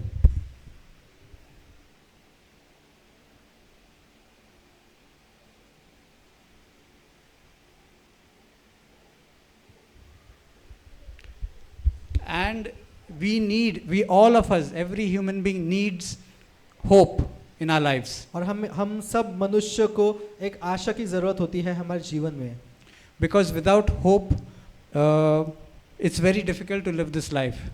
बिना आशा के इस जीवन को जीना बहुत ही कठिन होता है। Now, when we have the right desire, तो जब हमारे अंदर एक सही इच्छा है which has been put by God in us, जिसको परमेश्वर ने उस हमारे अंदर डाला है, so the first hope that we have is that of to be free from sin. तो पहली आशा जो होती है कि हमें पाप से छुटकारा मिलेगा, It is the hope of salvation. वो आशा है उद्धार की आशा। So we'll just look at Lamentations chapter 3 verse 26. तो हम जाएंगे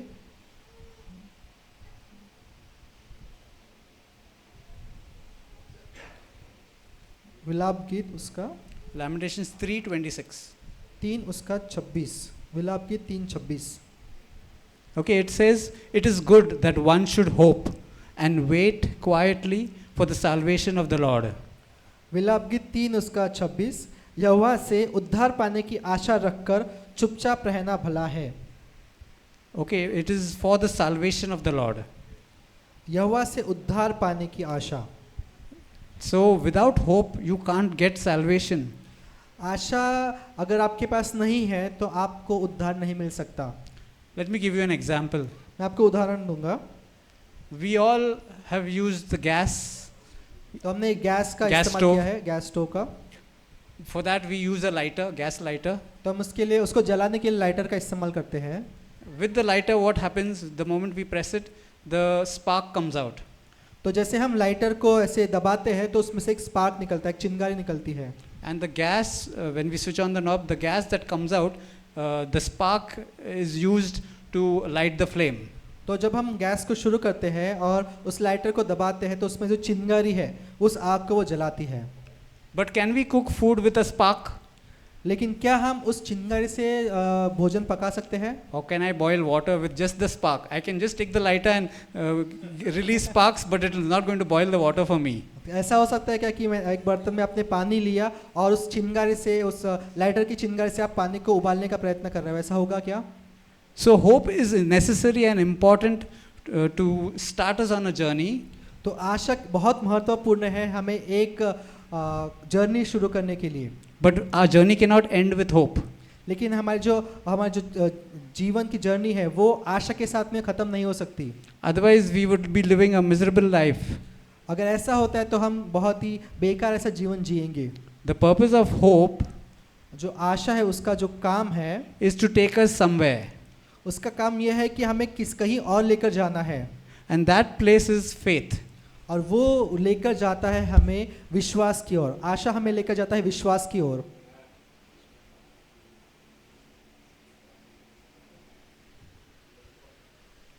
So hope leads us to faith.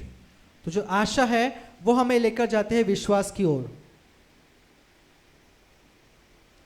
Because we have hoped for salvation. क्योंकि हमारे पास उद्धार की आशा है। And that is the reason why God gifts us with faith. क्योंकि हमारे पास उद्धार की आशा है इसलिए परमेश्वर हमें विश्वास का तोहफा देता है। We cannot manufacture faith. हम विश्वास को बना नहीं सकते। It is a gift of God. ये परमेश्वर की ओर से दिया गया तोहफा है। We cannot purchase it. हम उसको खरीद भी नहीं सकते। It is just a gift of God. It is by the grace of God that we receive faith. उसके अनुग्रह के द्वारा हम विश्वास को ग्रहण करते हैं। But what is faith? लेकिन विश्वास क्या है? Let's see Hebrews chapter 11 verse 1. तो हम जाएंगे इब्रानियों उसका पहला अध्याय उसका 11 अध्याय उसका पहला वचन। Now faith is the substance of things hoped for, the evidence of things not seen. इब्रानियों 11 उसका 1। अब विश्वास आशा की गई हुई वस्तुओं का निश्चय और अनदेखी वस्तुओं का प्रमाण है। Okay, so if you don't have hope, you cannot reach faith.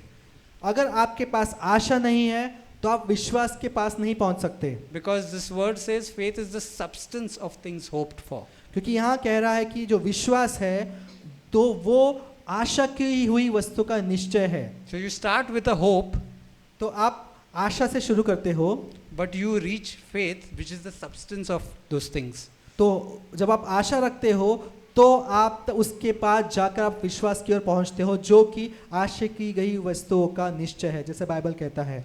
The evidence of things not seen. और ऐसी चीजें जिसको आपने नहीं देखा उसका प्रमाण है वो। You do not hope for something you already have. तो आप ऐसी चीजों की आशा नहीं कर सकते कि ये चीज मेरे पास है तो मैं इस चीज की आशा कर रहा हूँ, ऐसा नहीं होता। Like I will not hope if I already have a bike, I will not hope for a bike. तो अगर मेरे पास पहले से ही एक बाइक है तो मैं ऐसी आशा नहीं करूंगा कि मेरे पास बाइक होगी। I'll hope for something bigger and better. Maybe I'll hope for a car. तो जब मेरे पास बाइक है तो मैं ये आशा करूंगा कि मेरे पास कार होगी, कोई तो चीज जो मेरे पास नहीं है उससे बढ़कर चीज मैं उसकी आशा करूंगा। Because right now my eyes are not seeing it, but I can hope for it. तो उस समय हो सकता है कि मेरी आंखें देख नहीं पा रही हो, लेकिन मैं आशा कर सकता हूँ कि ये चीज मेरे पास होगी। So I can only hope for things which I don't have, which I cannot see. तो मैं ऐसी ही चीजों की आशा कर सकता हूँ कि जो मेरे पास अभी नहीं है। And that is where faith comes in. और उस समय विश्वास काम में आता है। Because faith is like currency. जो विश्वास है वो एक करेंसी के समान है। It is meant to be used. जिसका काम उसका उद्देश्य है कि हमने इसका इस्तेमाल करना चाहिए। It is useless if I have faith and I'm not using it. तो इसका कोई अर्थ नहीं कि आपके पास विश्वास है और आप उसका इस्तेमाल नहीं कर रहे हो। Imagine if you have 1 million rupees in your bank. तो कल्पना कीजिए कि आपके पास करीब 10 लाख रुपए आपके पास है। And you open your bank statement on your mobile and you show everyone, see I've got 1 million rupees in my bank account. और आप आपके मोबाइल को खोलकर सबको दिखा रहे कि देखो मेरे पास 10 लाख रुपए मेरे बैंक में है। But I'm wearing torn clothes, old shoes. I don't even have a vehicle to travel in. I walk and I go everywhere. लेकिन उतने पैसे होने के बावजूद मैं फटे हुए कपड़े पहन रहा हूँ, फटे हुए जूते पहन रहा हूँ, मेरे पास जाने के लिए कोई साधन नहीं है। And in that condition, I'm showing everybody, see, look at my bank balance. But what am I living? What kind of a life am I living? तो आप वैसे कपड़ों वैसी अवस्था में सबको दिखा रहे हो कि देखो मेरे पास इतने 10 लाख रुपए मेरे अकाउंट में है, तो उसका क्या फायदा? It is useless in the bank. Bank में वो पैसों का कोई मतलब नहीं है। It is only useful to the bankers. वो बैंक के लोगों के लिए उसका फायदा हो रहा है। They are making money out of your money. वो आपके पैसों से उनका फायदा हो रहा है। But you are not profiting from that money. लेकिन आपका कुछ भी फायदा नहीं हो रहा, पैसे आपके ही है लेकिन फायदा आपका कुछ नहीं हो रहा है। Because you are not using it. क्योंकि आप उन पैसों का इस्तेमाल नहीं कर रहे हो। So if there is money, you should use it. तो अगर आपके पास पैसा है तो आपने उसका इस्तेमाल करना चाहिए। So just like currency, faith has to be used. जैसे करेंसी है वैसे ही जो विश्वास है उसका हमने इस्तेमाल करना चाहिए। And that is when we will be led to greater things. और इसके द्वारा ही हमारी अगुवाई होगी बड़े-बड़े और महान काम करने के लिए। We'll look at Romans chapter 10 verse 17. हम देखेंगे रोमियो उसका 10वां अध्याय उसका 17वां वचन, which says, so then faith comes by hearing and hearing by the word of God. Romeo 10 उसका 17 वो कहता है, अतः विश्वास सुनने से और सुनना मसीह के वचन से होता है। A lot of people read this verse and this is how they read it. बहुत लोग वचन ऐसा पढ़ते हैं। So then faith comes by hearing and hearing by the word of God. अच्छा, विश्वास सुनने से और सुनना मसीह के वचन से होता है। They don't see the comma that is there after the first hearing. तो वहाँ पर वो पहले जो सुनने के विषय में लिखा है और जो दूसरे सुनने के विषय में लिखा है उसके बीच में जो अंतर है जो लिखा हुआ है वो नहीं देखते। Please look in your Bible. There is a comma after hearing. आपके बाइबल में आप देखो कि जो सुनना लिखा है उसके बाद में क्या है। So this verse is not saying faith comes by hearing and hearing. यहाँ वचन ये नहीं कह रहा कि विश्वास सुनने से और सुनने से। I can play a tape recorder and play a Bible verse throughout the day. Faith is not going to come by that. मैं यहाँ पर बैठ के एक टेप लगा के बाइबल के वचन को लगा दूंगा, वो चलते रहेगा, उससे मेरा विश्वास नहीं बढ़ेगा। But instead it says faith comes by hearing, यहाँ कहता है विश्वास सुनने से, and hearing comes by the word of God. और सुनना जो है वो मसीह के वचन से आता है। Okay, hearing comes by the word of God. We are talking about spiritual hearing, not with these physical ears. We are तो talking जो about सुन- spiritual hearing. तो जो सुनना लिखा है जो मसीह की ओर से आता है वो आत्मिक सुनने के विषय में लिखा है, शारीरिक सुनने के विषय में नहीं लिखा है। So that hearing we can get from the word of God. और जो दूसरा सुनना जो लिखा है वो हम परमेश्वर के वचन से पाते हैं। So finally the word of God is also leading you to faith.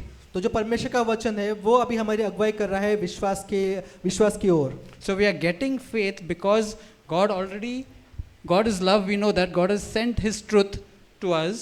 परमेश्वर प्रेम है, हम जानते हैं परमेश्वर ने उसके सत्य को भेजा। The truth is the word of God. वो सत्य है परमेश्वर का वचन, And that word of God brings faith in our lives. और वो परमेश्वर का वचन हमारे जीवन में विश्वास को लेकर आता है। And that is what we can use. और वो विश्वास को हम उसका इस्तेमाल हम कर सकते हैं। Okay, remember it is a gift from God. याद रखिए विश्वास परमेश्वर की ओर से हमें दिया गया वरदान है, तोहफा है। Let's go to Acts chapter 4, हम जाएंगे प्रेरितों के काम उसका 4 अध्याय, verse 12. प्रेरितों के काम 4 उसका 12। The verse says, "Nor is there salvation in any other, for there is no name under heaven given among men by which we must be saved."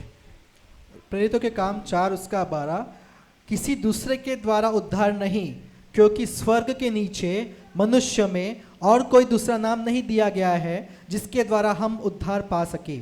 Remember I told you that the desire to be saved has come into a person's life.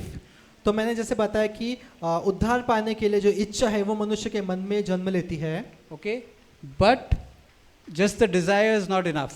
लेकिन वो इच्छा केवल उतनी काफी नहीं है। It should give rise to hope, उसने जन्म देना चाहिए आशा को, and hope will lead to faith. और जो आशा है वो फिर अगुवाई करेगी विश्वास की ओर। Let me write the scripture verses. Lamentations chapter 3 verse 26 tells you about hope, to wait for salvation. तो विलाप गीत 3:26 जो हमने पढ़ा वो आशा देती है हमारे उद्धार के लिए। And we learned what is faith in Hebrews chapter 11 verse 1. और हमने विश्वास के बारे में पढ़ा इब्रानियों उसका 11 उसका 1 में, And also Romans chapter 10 verse 17. और हमने पढ़ा रोमियो उसके 10वें अध्याय उसके 17वें वचन में। That leads us to salvation. और इसके द्वारा उद्धार होता है, वो अगुवाई करता है उद्धार के लिए। Okay, so salvation will be received when we have faith. It is only by faith that we can be saved. तो हमारा उद्धार तभी हो सकता है जब हम विश्वास करते हैं। But it all has started with love. लेकिन इन सब चीज़ों की शुरुआत होती है प्रेम से। Because love existed, क्योंकि प्रेम प्रेम रहता था, it created us उस प्रेम ने हमें बनाया and it sent the word of truth, और उस प्रेम ने सत्य के वचन को भेजा which is the word of God, जो परमेश्वर का वचन है, who is Jesus, जो यीशु मसीह है, that he would come down on earth कि वो इस धरती पर आए to pay for our sins. हमारे पापों का हिसाब चुकाने के लिए। When we are aware of what sin is, जब हम जानते हैं कि पाप क्या है we desire to be free from it. तो हमारी इच्छा होती है कि हमें उस पाप से छुटकारा चाहिए। That desire doesn't come automatically. वो इच्छा खुद से नहीं आती, God gives that desire to us. परमेश्वर वो इच्छा हमें देता है, And it leads us to hope. और वो फिर आगे चलकर हमारे लेकर चलता है And आशा that- की ओर। And that hope makes a need for salvation. और उस आशा हमें दिखाती है कि उद्धार क्यों चाहिए, And that hope leads us to faith. और वो आशा हमें लेकर चलती है विश्वास की ओर। Without hope, you would not have reached the place where you would have faith. तो बिना आशा के हम उस जगह नहीं पहुंच सकते जहां विश्वास है, वहां हम नहीं पहुंच सकते। Remember, in all of these things that I've written here, तो याद रखिए इन सारी चीजें जो मैंने यहाँ लिखी हुई है, God is the source. परमेश्वर उसका स्रोत है। He is love. वो परमेश्वर जो है वो प्रेम है। He sends the truth, that is the word of God. उसने सत्य को भेजा जो परमेश्वर का वचन है। He puts the desire in us. वो हमारे अंदर उन इच्छाओं को डालता है। He gives us hope. वो हमें आशा देता है। And He gifts us faith. और वो हमें तोहफा देता है विश्वास का। And this leads to salvation. और इस विश्वास के द्वारा उद्धार होता है। Okay, this is important for us to know because we all need to be saved from sin. तो हमें ये जानना बहुत महत्वपूर्ण है क्योंकि हम सबको पापों से हमारा बचाया जाना, हमारा उद्धार होना महत्वपूर्ण है। If not, if we don't know salvation, we don't know who is God, and we cannot be separate. We cannot be one with God again. अगर हम उद्धार नहीं जानते तो हम ये नहीं जानते कि परमेश्वर कौन है, हम ये नहीं जानते कि परमेश्वर के साथ अलग होना क्या होता है। So, in order to unite us back, तो हमारा फिर से एक करने के लिए परमेश्वर के साथ में God wanted to be in unity, man to be in unity with Him. परमेश्वर चाहता था कि हम परमेश्वर और मनुष्य उसके साथ में एक हो जाए। That is the reason why He sent Jesus, वही कारण था कि उसने यीशु मसीह को भेजा so that we could be one again. कि हम परमेश्वर के साथ में फिर से एक हो जाए। That unity was broken because of sin, वो जो एकता थी वो पाप के वजह से टूट गई, but Jesus restored it back. लेकिन यीशु मसीह ने उसको फिर वापस स्थापित कर दिया। And through that restoration, we became one with God. और उस फिर से एक करने के द्वारा हम परमेश्वर के साथ में एक हो गए। Now, if you are in this position where you have received salvation, और अगर आप अभी इस जगह पर हो कि जहाँ पर आपका उद्धार हो गया है, all the things that happened doesn't become useless. तो जो सारी चीज़ें जो हमने यहाँ लिखी है उसका कोई काम नहीं है, ऐसा नहीं है। It continues in our life. ये चलते रहती है हमारे जीवन में। For example, if we look at 2 Corinthians chapter 3, अगर हम उदाहरण के लिए देखते हैं दूसरा कोरिन्थियों उसका 3रा अध्याय and verse 18. उसका 18वां वचन, Okay, it says, "But we all, with unveiled face, beholding as in a mirror the glory of the Lord, are being transformed into the same image from glory to glory, just as by the Spirit of the Lord." तो कोरिन्थियों दूसरा कोरिन्थियों उसका 3 उसका 18, तो वो ऐसा कहते हैं, परंतु जब हम सबके उघाड़े चेहरे से प्रभु का प्रताप इस प्रकार प्रकट होता है जिस प्रकार दर्पण में, तो प्रभु के द्वारा जो आत्मा है हम उसी तेजस्वी रूप के अंश अंश करके बदलते जाते हैं। This is a very important verse. ये बहुत ही महत्वपूर्ण वचन है। We may not understand it when you read it just one time, हम एक बार पढ़ेंगे तो उसको समझ में आएगा ऐसा नहीं है, but believe me, it's very important. लेकिन मुझ पर भरोसा कीजिए काफ़ी महत्वपूर्ण है ये। It's saying, "But we all with unveiled face." यहाँ कहता है कि हम जहाँ पर हमारे मुखों पर कुछ पर्दा नहीं है। What is an unveiled face? जहाँ वो ऐसा चेहरा जिसके ऊपर कोई पर्दा नहीं है, उसका मतलब क्या है? In Old Testament times, when Moses met with God, his face started to shine very brightly. पुराने नियम में मूसा जब कभी परमेश्वर से बात करता था, उनसे मुलाकात करता था, तो उसका चेहरा चमकता था, प्रकाशित होता था। So the people said, "Please cover your face. We cannot see this brightness on your face." तो जो लोग थे वो मूसा से कहते थे कि मूसा तू तेरे चेहरे को ढक ले क्योंकि हम तेरे चेहरे के प्रकाश को, उसके तेज को नहीं देख पाते हैं। Moses had a relationship with God, मूसा का परमेश्वर के साथ में संबंध था, a direct connection, direct connection था, but the people did not have a direct connection. लेकिन लोगों का परमेश्वर के साथ में सीधा कनेक्शन नहीं था। So the glory of God was there तो परमेश्वर की महिमा वहाँ थी to be seen, देखी जाने के लिए, but they could not see it. They could not bear to see it. लेकिन वो जो लोग थे वो उसको देख नहीं पाते थे या फिर उनकी क्षमता नहीं थी कि वो परमेश्वर की महिमा को देखे। They had to have it covered. Imagine covering the glory of God so that I don't see it. तो उन लोगों के लिए ये किया जाना महत्वपूर्ण था कि परमेश्वर की महिमा को वो ढांप दे किसी कपड़े से। This talks about separation. ये दर्शाता है जो अलग होना जो है उसको दिखाता है, separation from God. परमेश्वर से अलग होना. So you can see that in Old Testament times, people could not even be in front of God. They wanted to be separate. तो हम देखते हैं कि पुराने नियम में जो लोग थे वो परमेश्वर से अलग रहना चाहते थे, परमेश्वर के साथ में नहीं रहना चाहते थे. But we are living in a time लेकिन हम ऐसे समय में जी रहे हैं which is after Jesus came and died and rose again. जब यीशु आया, वो मरा और फिर से वो जीवित हो उठा. Now that separation has gone. तो अब वो जो अलग होना है वो निकल गया है. Now we are ready to embrace that glory. अब हम तैयार हैं उसकी महिमा को गले लगाने के लिए. And that is why we don't need to cover our faces. और इसीलिए हमें हमारे चेहरे छुपाने की जरूरत नहीं है. We can come and look into the face. हम आकर सीधे देख सकते हैं. And what it says actually is, with unveiled faces, beholding as in a mirror the glory of the Lord. यहाँ ऐसे कह रहे कि बिना पर्दे के हम देखते हैं एक आईने में, एक दर्पण में परमेश्वर की महिमा को, उसके तेज को. When you look into the mirror, who do you see? जब आप अपने आईने में देखते हो तो आप किसको देखते हो? You don't see your neighbor आप आपके पड़ोसी को नहीं देखते. unless he's standing at the back of you. अगर वो आपके पीछे खड़ा नहीं है तो आप जब आईने में देख रहे हो तो आप खुद को देखोगे, पड़ोसी को नहीं देखोगे. So you see yourself. आप खुद को देख रहे हो. And that is what the word is saying, that when you look at yourself, you will not be ashamed, afraid, or you will not feel guilty. तो जब आप उस आईने में देखोगे तो आपको किसी चीज़ की लज्जा महसूस हो रही है वैसा नहीं होगा. आपको किसी चीज़ का बुरा लग रहा है वैसा नहीं होगा. Because the people of the Old Testament felt guilty. क्योंकि पुराने नियम में जो लोग थे उनको गिल्टी महसूस होता था. They couldn't bear to see the glory of the Lord. वो परमेश्वर की महिमा को देख नहीं पाते थे. But we can see the glory of the Lord. लेकिन हम परमेश्वर की महिमा को देख सकते हैं. Moreover, further on it goes on to say that are being transformed into the same image from glory to glory. और हम उसके उस इमेज में उस आगे पढ़ता हूँ. तो प्रभु के आत्मा के द्वारा जो आत्मा है हम उसी तेजस्वी रूप में अंश अंश करके बदलते जाते हैं. Okay, from glory to glory is actually talking about you have passed one level, you have gone to a next level of glory.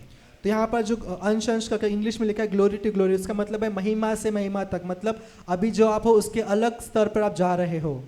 It's like God knows your life. इसका मतलब है परमेश्वर आपके जीवन को जानता है. He knows all the areas where you are struggling. वो जानता है कि आप कौन कौन सा क्षेत्र है जिसमें आपको परेशानी हो रही है. But in each area he wants to reveal his glory. लेकिन उस हर एक क्षेत्र में परमेश्वर उसकी महिमा को दिखाना चाहता है. And when we read the word of God, और जब हम परमेश्वर के वचन को पढ़ते हैं we reach a level of glory which illuminates that area. हाँ, तो हम उस महिमा के स्तर पर जाते हैं जो उस क्षेत्र में चीज़ों को दिखाता है हमें. When that is illuminated, और जब उस चीज़ों पे प्रकाशन आता है we surrender another part of our lives to him. तो हम हमारे जीवन के अलग दूसरे क्षेत्रों को परमेश्वर के हाथों में सौंप देते हैं. And the glory of God is revealed and we are illuminated in that area also. और परमेश्वर की महिमा उस जगह पर दिखती है और वो उस क्षेत्र में चीज़ें हमें दिखना शुरू होती है. So slowly and steadily every area of your life is supposed to be illuminated by the glory of God. आमीन. तो धीरे धीरे करके हमारे जीवन के हर एक क्षेत्र में परमेश्वर की महिमा का प्रकट होना महत्वपूर्ण है. Now this is our aim. We want every area of our lives to be illuminated by the glory of God. और यही हमारा ध्येय होना चाहिए कि हमारे जीवन के हर एक क्षेत्र में परमेश्वर की महिमा प्रकट हो. And as we do that, और जैसा हम ये करते हैं we are becoming more and more perfect in Jesus. हम और ज़्यादा सिद्ध होते जाते हैं यीशु मसीह में. In spirit we are already perfect. आत्मा में हम सिद्ध हैं. But in our soul there are areas which we have not surrendered which needs to be perfected. लेकिन हमारा जो प्राण है उसमें कुछ ऐसे क्षेत्र है जो हमने अभी तक परमेश्वर के हाथों में नहीं सौंपे हैं और उसमें परमेश्वर की महिमा दिखना बाकी है. Sometimes we don't even know that there are some areas which the word of God can throw light and that area needs to be illuminated by the glory of God. कभी कभी ऐसा होता है कि हम खुद नहीं जानते कि कोई कोई क्षेत्र है जिसमें परमेश्वर की महिमा नहीं दिख रही है. तो ऐसे समय परमेश्वर का वचन हमें वो दिखाता है और जब हम उसमें हमारी वो क्षेत्र को परमेश्वर के हाथों में सौंप देते हैं तो उसकी महिमा दिखती है. For example, if you need to raise a person from the dead, तो उदाहरण के लिए अगर किसी मनुष्य को हमको मरे हुए में से उठाना है, जीवित करना है, you need to be in that place with God तो आपको उस समय परमेश्वर के साथ में होना होगा that you clearly understand कि आप सही पूरी रीति से जान पाओ that you are not doing it. कि आप वो नहीं कर रहे हो. The glory of God is going to use you to do it. परमेश्वर की महिमा आपका इस्तेमाल करेगी उस मरे हुए को जीवित करने के लिए. Similarly, just like raising people from the dead, there could be other areas in your life. तो जैसे मरे हुए को जिलाना है वैसे ही कोई अलग क्षेत्र होगा आपके जीवन में. Like broken relationships, जैसे टूटे हुए रिश्ते, financial insecurity, आर्थिक असुरक्षितता. all these areas we need to see the glory of God. उन सारे जगहों में हमें परमेश्वर की महिमा को देखना है. So there is a certain amount of maturity in all these areas that we need to reach. तो इन चीज़ों में हमें एक सयाना होना, एक प्रौढ़ होना है इन चीज़ों में. So the way to do it is तो उस एक जो चीज़ है वो करनी चाहिए वो ये है is to know the truth. तो वो चीज़ है हमें जानना है सत्य को. For example, let's say you need to be financially well off. अगर आपको आर्थिक रीति से बहुत अच्छा होना है, you need to know what the word of God is saying about finances in your life. तो आपको जानना पड़ेगा कि परमेश्वर का वचन आर्थिक परिस्थिति के लिए पैसों के लिए परमेश्वर का वचन क्या कहता है. Let's say you don't want to work in a job, you want to have your own business. आपकी इच्छा है कि आपको जॉब नहीं करना, आपको नौकरी नहीं करनी, आपको बिजनेस करना है. So does the word of God say that about you in the about your life, about whether you should work or whether you should do business? तो परमेश्वर का वचन आपके विषय में क्या कहता है? आपको नौकरी करना है कि आपको बिजनेस करना है, व्यवसाय करना है? That God will talk to you personally. वो परमेश्वर आपसे पर्सनली बात करेगा, व्यक्तिगत तौर से बात करेगा. Each one gets that desire personally. हर एक को खुद से वो इच्छा, परमेश्वर वो इच्छा डालता है कि तुम्हें क्या करना है, नौकरी करनी है या बिजनेस करना है. So when you get that desire, it will be from God. तो जब आपको वो इच्छा आती है तो वो इच्छा परमेश्वर की ओर से आती है. And immediately when that desire comes in, you will have hope. और जब वो इच्छा आती है आपके पास में तो उससे वो जाता है आशा, वो लेकर आता है आशा को. If you already have the hope that you will have a business from God, अगर आपके पास पहले से ही वो आशा है कि आपके पास एक बिजनेस होगा, आपका व्यवसाय the next होगा, steps are actually easy after that. और जो अगली जो चीज़ है वो बहुत आसान हो जाती है. Because you get hope leads to faith, and you already have faith if you are a believer. और वो जो आशा है कि आपका व्यवसाय होगा वो आपको लेकर जाएगी विश्वास की ओर, और आपका नया जन्म हुआ है तो आपके पास परमेश्वर ने विश्वास डाल के रखा है. And just like how faith led you to salvation, और जैसा विश्वास ने आपको उद्धार की ओर लेकर गया, same way faith will lead you to your new business. वैसे ही विश्वास आपको आपके नए बिजनेस की ओर लेकर जाएगा. So any area of your life, तो जीवन का कोई भी क्षेत्र हो, you surrender it to God आप उसको परमेश्वर के हाथों में सौंप दें, and see God working in that area. और आप देखोगे परमेश्वर कैसा उस क्षेत्र में काम कर रहा है. And through that, और the उसके glory द्वारा of God is revealed. उसके द्वारा परमेश्वर की महिमा प्रदर्शित होगी. So that is how our life should be. और इस प्रकार से हमारा जीवन होना चाहिए, Where the glory of God is being revealed through us. कि परमेश्वर की महिमा हमारे द्वारा प्रकट हो. And through what is being revealed through your life, others will observe, will see, and they will have a desire to live the kind of life that you are living. तो जब आपके जीवन से परमेश्वर की महिमा दिखेगी तब बाकी लोग आपको देखकर कहेंगे कि हाँ, हमें भी हमारे जीवन में परमेश्वर की महिमा को दिखाना है. You will become a testimony आप एक गवाही बन जाओगे and influence other people's lives. और बाकी लोगों पर आप प्रभाव डालोगे, And they will desire to come close to God. और उनकी इच्छा होगी कि वो परमेश्वर के और नजदीक आए. Whether it is by preaching वो हो सकता है कि प्रचार करने के द्वारा हो, or through your business, या फिर आपके व्यवसाय के द्वारा हो, or through healing. या फिर चंगाई के द्वारा हो. God will use you to influence others in their lives. परमेश्वर आपका इस्तेमाल करेगा उनके जीवन में काम करने के लिए. Okay, so I want you all to understand that these things will happen in your life if you are with God. मैं ये जानता हूँ कि अगर आप परमेश्वर के साथ में हो तो ये चीज़ें आपके जीवन में काम करेगी. Okay, faith, the end result can be salvation, it could be healing, it could be a business, it could be anything. तो विश्वास है उसका आगे वो लेकर जा सकता है चंगाई की ओर, छुटकारे की ओर, उद्धार की ओर, किसी भी चीज़ की ओर, As long as it is according to the word of God. जब तक वो परमेश्वर के वचन के अनुसार है वो आपके जीवन में रिजल्ट को लेकर आएगा। So we need to know the word of God तो हमें परमेश्वर के वचन को जानने की ज़रूरत है in order for us to have the right desires. कि हमारे अंदर सही इच्छाएं हो, उसके लिए परमेश्वर के वचन को जानना बहुत ज़रूरी है। And that's how God will use you in your life. और उस प्रकार से परमेश्वर आपको आपके जीवन में आपका इस्तेमाल करेगा। Did Abraham know that he was going to sacrifice Isaac? क्या अब्राहम को पता था कि उसका जो बेटा इसहाक है उसको उसकी बलि चढ़ानी पड़ेगी? When he was living with his father? जब वो इसहाक उसके पिता के साथ में था तब, जब अब्राहम उसके पिता के साथ में था तब He didn't, because he was still living with his father, but he was not yet made like he didn't come so close to God that he could be one with God. तो उस समय जब वो उसके पिता के साथ था तो वो परमेश्वर के नजदीक नहीं था। That is why God told him, leave your family, leave your house and come out. इसलिए परमेश्वर ने अब्राहम को कहा कि तू तेरे पिता को, तेरे घराने को छोड़कर बाहर आ। Because Abraham's father was a maker of idols. क्योंकि अब्राहम का जो पिता था वो मूर्तियों को बनाने वाला था। And he was caught up in that atmosphere of idolatry. और वहाँ पर जो अब्राहम था वो उस मूर्ति पूजा के वातावरण में था। And God wanted to use Abraham. और परमेश्वर की इच्छा थी कि परमेश्वर को अब्राहम का इस्तेमाल करना था। So he had to get him out of that place. तो परमेश्वर को अब्राहम को उस जगह से निकालना बहुत महत्वपूर्ण था। After Abraham obeyed God, जब अब्राहम ने परमेश्वर की आज्ञा का पालन किया, he led him into a totally different place, तो परमेश्वर ने अब्राहम को कहीं और लेकर गया, a new place. एक नई जगह।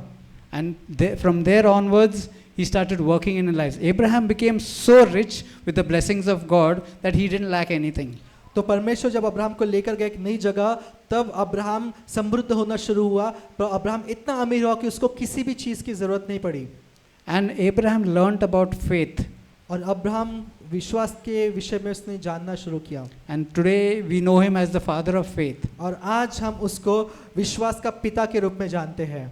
And we all can be like Abraham और हम सब अब्राहम के समान हो सकते हैं if we surrender our things and go and single-mindedly go behind God. कि जब हम हमारी चीज़ों को परमेश्वर के हाथ में सौंप दे और एक ध्यान से, एक ध्येय से परमेश्वर के पीछे हम भागे। And then we will reveal the glory of God to other people. और तब परमेश्वर की महिमा हमारे जीवन के द्वारा हम दूसरों को दिखाएंगे।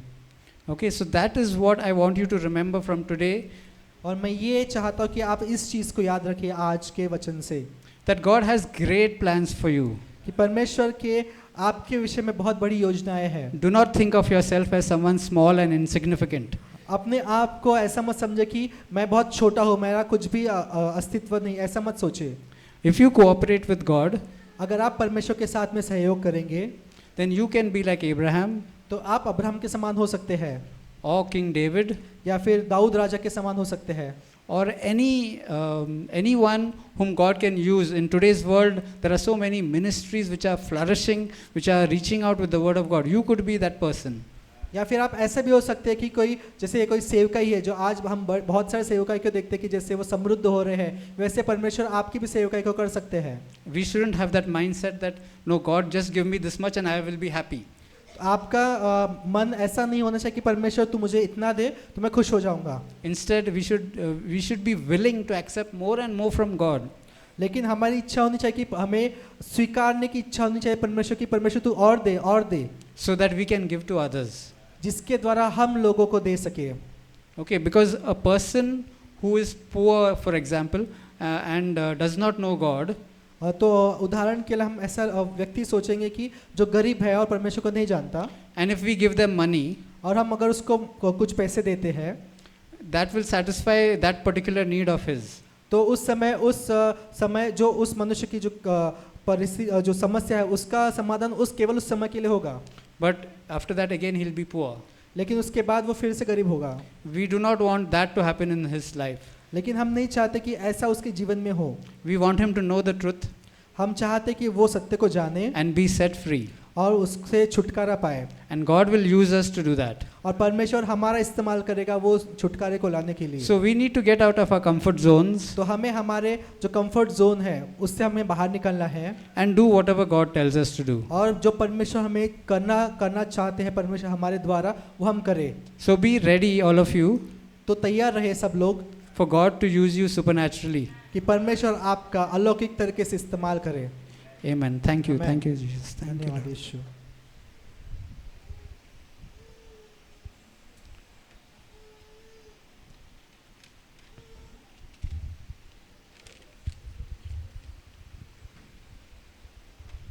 May I call upon the pastor?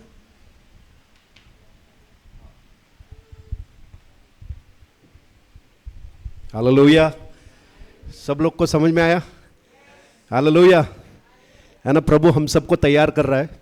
यहाँ पर जितने सारे लोग आते हैं और प्रभु उनको इस्तेमाल करता है ना, तो वचन से प्रभु हम सबके अंदर, है ना, तैयार कर रहा है। प्रभु हम सबको बांध रहा है, अंदर से हमारे पहचान में हमको स्थापित कर रहा है, क्योंकि वो पहचान जो है वो बहुत बड़ा चीज़ है कि हम मसीह में हम कौन है। जब हम ये जानेंगे तो हम परमेश्वर को अच्छे से जानेंगे और उसके स्वरूप में हम ढलते जाएंगे, उसके महिमा में महिमा हम बढ़ते जाएंगे।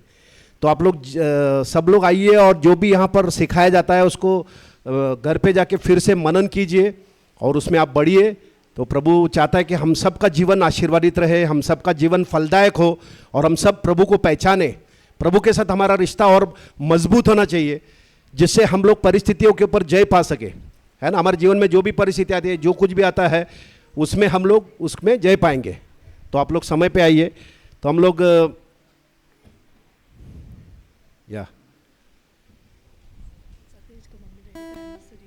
अच्छा, सतेज का मम्मी डैडी का एनिवर्सरी है। किसी का और शादी का सालगिरह है या किसी का बर्थडे है तो आप सामने आइए, आपके लिए प्रार्थना करेंगे। आइए। या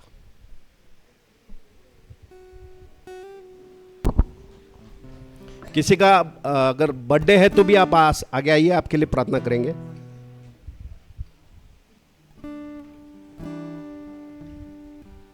यस, या और कोई है? किसी का बर्थडे है, जन्मदिन, कोई और दिन, एनिवर्सरी, आप सामने आ सकते हैं, आपके लिए प्रार्थना करेंगे। ठीक है। सब लोग अपना हाथ उठाएंगे दोनों दंपत्ति के लिए, हम उनको प्रभु में आशीर्वादित करेंगे। स्वर्गीय पिता, हम बहुत धन्यवाद करते प्रभु आपका महान उपस्थिति के लिए। प्रभु आप यहाँ पर आए, हम सबसे प्रभु जी आपने बातें किया है प्रभु, और हम विश्वास करते हैं कि आपका जो वचन है प्रभु हम सबके हृदय के अच्छे जमीन पर गिरा है प्रभु, और ये प्रभु जी हम सब के अंदर जड़ पकड़कर बढ़ रहा है प्रभु, और ये बढ़कर फलदायक होगा। इसके लिए धन्यवाद। इस समय प्रभु तेरे उपस्थिति में प्रभु ये भाई और बहन प्रभु आए हैं प्रभु, ये दोनों पति पत्नी के जीवन में प्रभु आप तीसरे व्यक्ति हो प्रभु। अब तक आपने इनको संभाला है प्रभु, हालेलुया। आपके ज्ञान और पहचान में आप इनको उन्नति कर रहे हैं प्रभु, इसके लिए धन्यवाद। प्रभु जिन दोनों को आपके प्रेम के बंधन में आपने एक समान रखा है प्रभु, इसके लिए धन्यवाद। प्रभु ये हमेशा प्रभु जी ऐसे ही प्रभु जी आप में बढ़ते रहे प्रभु, और प्रभु 120 वर्ष तक प्रभु हट्टा कट्टा रहे प्रभु, दैविक आरोग्य में ये चले प्रभु, ये कभी बीमारी को अपने जीवन में अनुभव न करे प्रभु, लेकिन आपकी चंगाई को अनुभव करे प्रभु। आपका वचन इनके शरीर के लिए चंगाई और इनके हड्डी के लिए ताकत बने प्रभु। आपका वचन इनके अंदर जीवित और प्रबल हो प्रभु। आपके ज्ञान पहचान में ये लोग उन्नति करे प्रभु, इनका जीवन आशीर्वादित हो प्रभु। इनके जीवन से और सारे जो प्रभु जी ऐसे बुजुर्ग लोग हैं प्रभु, वो आकर प्रभु जी आशीर्वादित हो प्रभु। इनके गवाही के द्वारा अनेक लोग प्रभु आपको जाने प्रभु। इन दोनों को आप महान रीति से इस्तेमाल कर रहे हैं प्रभु, आपके राज्य को बढ़ाने के लिए पिता, इसके लिए धन्यवाद। धन्यवाद करते प्रभु। हम पूरी कलीसिया मिलकर ये दोनों प्रभु पति पत्नी को और उनके पूरे परिवार को यीशु मसीह के नाम से आशीर्वादित करते प्रभु। उनके जीवन में प्रभु आपका राज्य आया है प्रभु, आपकी जो भी इच्छा है, जो भी योजना है उनके जीवन में पूरी होगी प्रभु, इसके लिए धन्यवाद। आपके सामर्थ्य और आपके अभिषेक में वो चलेंगे प्रभु, उनका जीवन फलदायक होगा प्रभु, और एक प्रभु जी आपका नाम का महिमा उनके द्वारा होगा प्रभु, इसके लिए धन्यवाद। सारा आदर महिमा गौरव आप ही को देते पिता, यीशु मसीह के नाम से हम सब मिलकर प्रार्थना करते हैं, आमीन आमीन। Praise the Lord, congratulations. आखिरी गीत गाएंगे।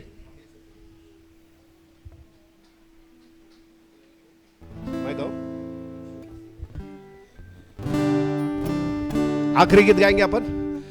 यीशु मसीह देता खुशी, करे महिमा उसकी, पैदा हुआ बना इंसान, देखो भागा शैतान। यीशु मसीह देता खुशी, करे महिमा उसकी, पैदा हुआ बना इंसान, देखो भागा शैतान। देखो भागा भागा, देखो भागा भागा, देखो भागा भागा शैतान। देखो भागा भागा, देखो भागा भागा, देखो भागा भागा शैतान। नारे लगाओ, जय गीत गाओ, शैतान हुआ परेशान। ताली बजाओ, नाचो गाओ, देखो भागा शैतान।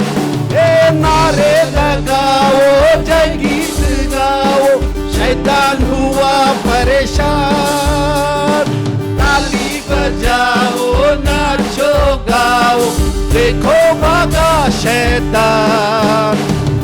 यीशु मसीह देता खुशी, करे महिमा उसकी, पैदा हुआ बना इंसान, देखो भागा शैतान। देखो भागा भागा, देखो भागा भागा, देखो भागा भागा शैतान। देखो भागा भागा, देखो भागा भागा, देखो भागा भागा शैतान। गिरने वालों उठो चलो, यीशु बुलाता तुम्हें।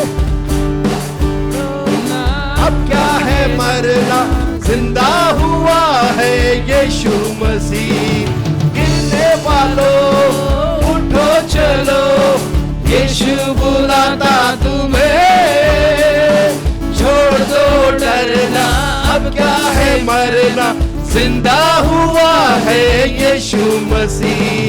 यीशु मसीह देता खुशी, करे महिमा उसकी, पैदा हुआ बना इंसान, देखो भागा शैतान।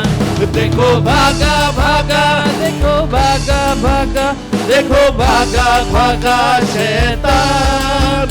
देखो भागा भागा, देखो भागा भागा, देखो भागा भागा शैतान। झुक जाएगा आसमां एक दिन, यीशु राजा होगा बादलों पर। देखेगी दुनिया शान मसीह की, जुबां पे होगा ये गीत सभी की। झुक जाएगा आसमां एक दिन, यीशु राजा होगा बादलों पर। देखेगी दुनिया शान मसीह की, जुबां पे होगा ये गीत सभी की। यीशु मसीह देता खुशी, करे महिमा उसकी, पैदा हुआ बना इंसान, देखो भागा शैतान। ओ देखो भागा भागा, देखो भागा भागा, देखो भागा भागा शैतान। ओ देखो भागा भागा, देखो भागा भागा, देखो भागा भागा शैतान। हालेलुया, बोलो यीशु मसीह की, यीशु के लहू की। पिता परमेश्वर का प्रेम, प्रभु यीशु मसीह का अनुग्रह और पवित्र आत्मा का सहभागिता हम सबके साथ हमेशा रहेगा। और पूरी कलीसिया कहेगी आमीन। एक दूसरे से सहभागिता कीजिए और अगले हफ्ते हम फिर मिलेंगे। आमीन।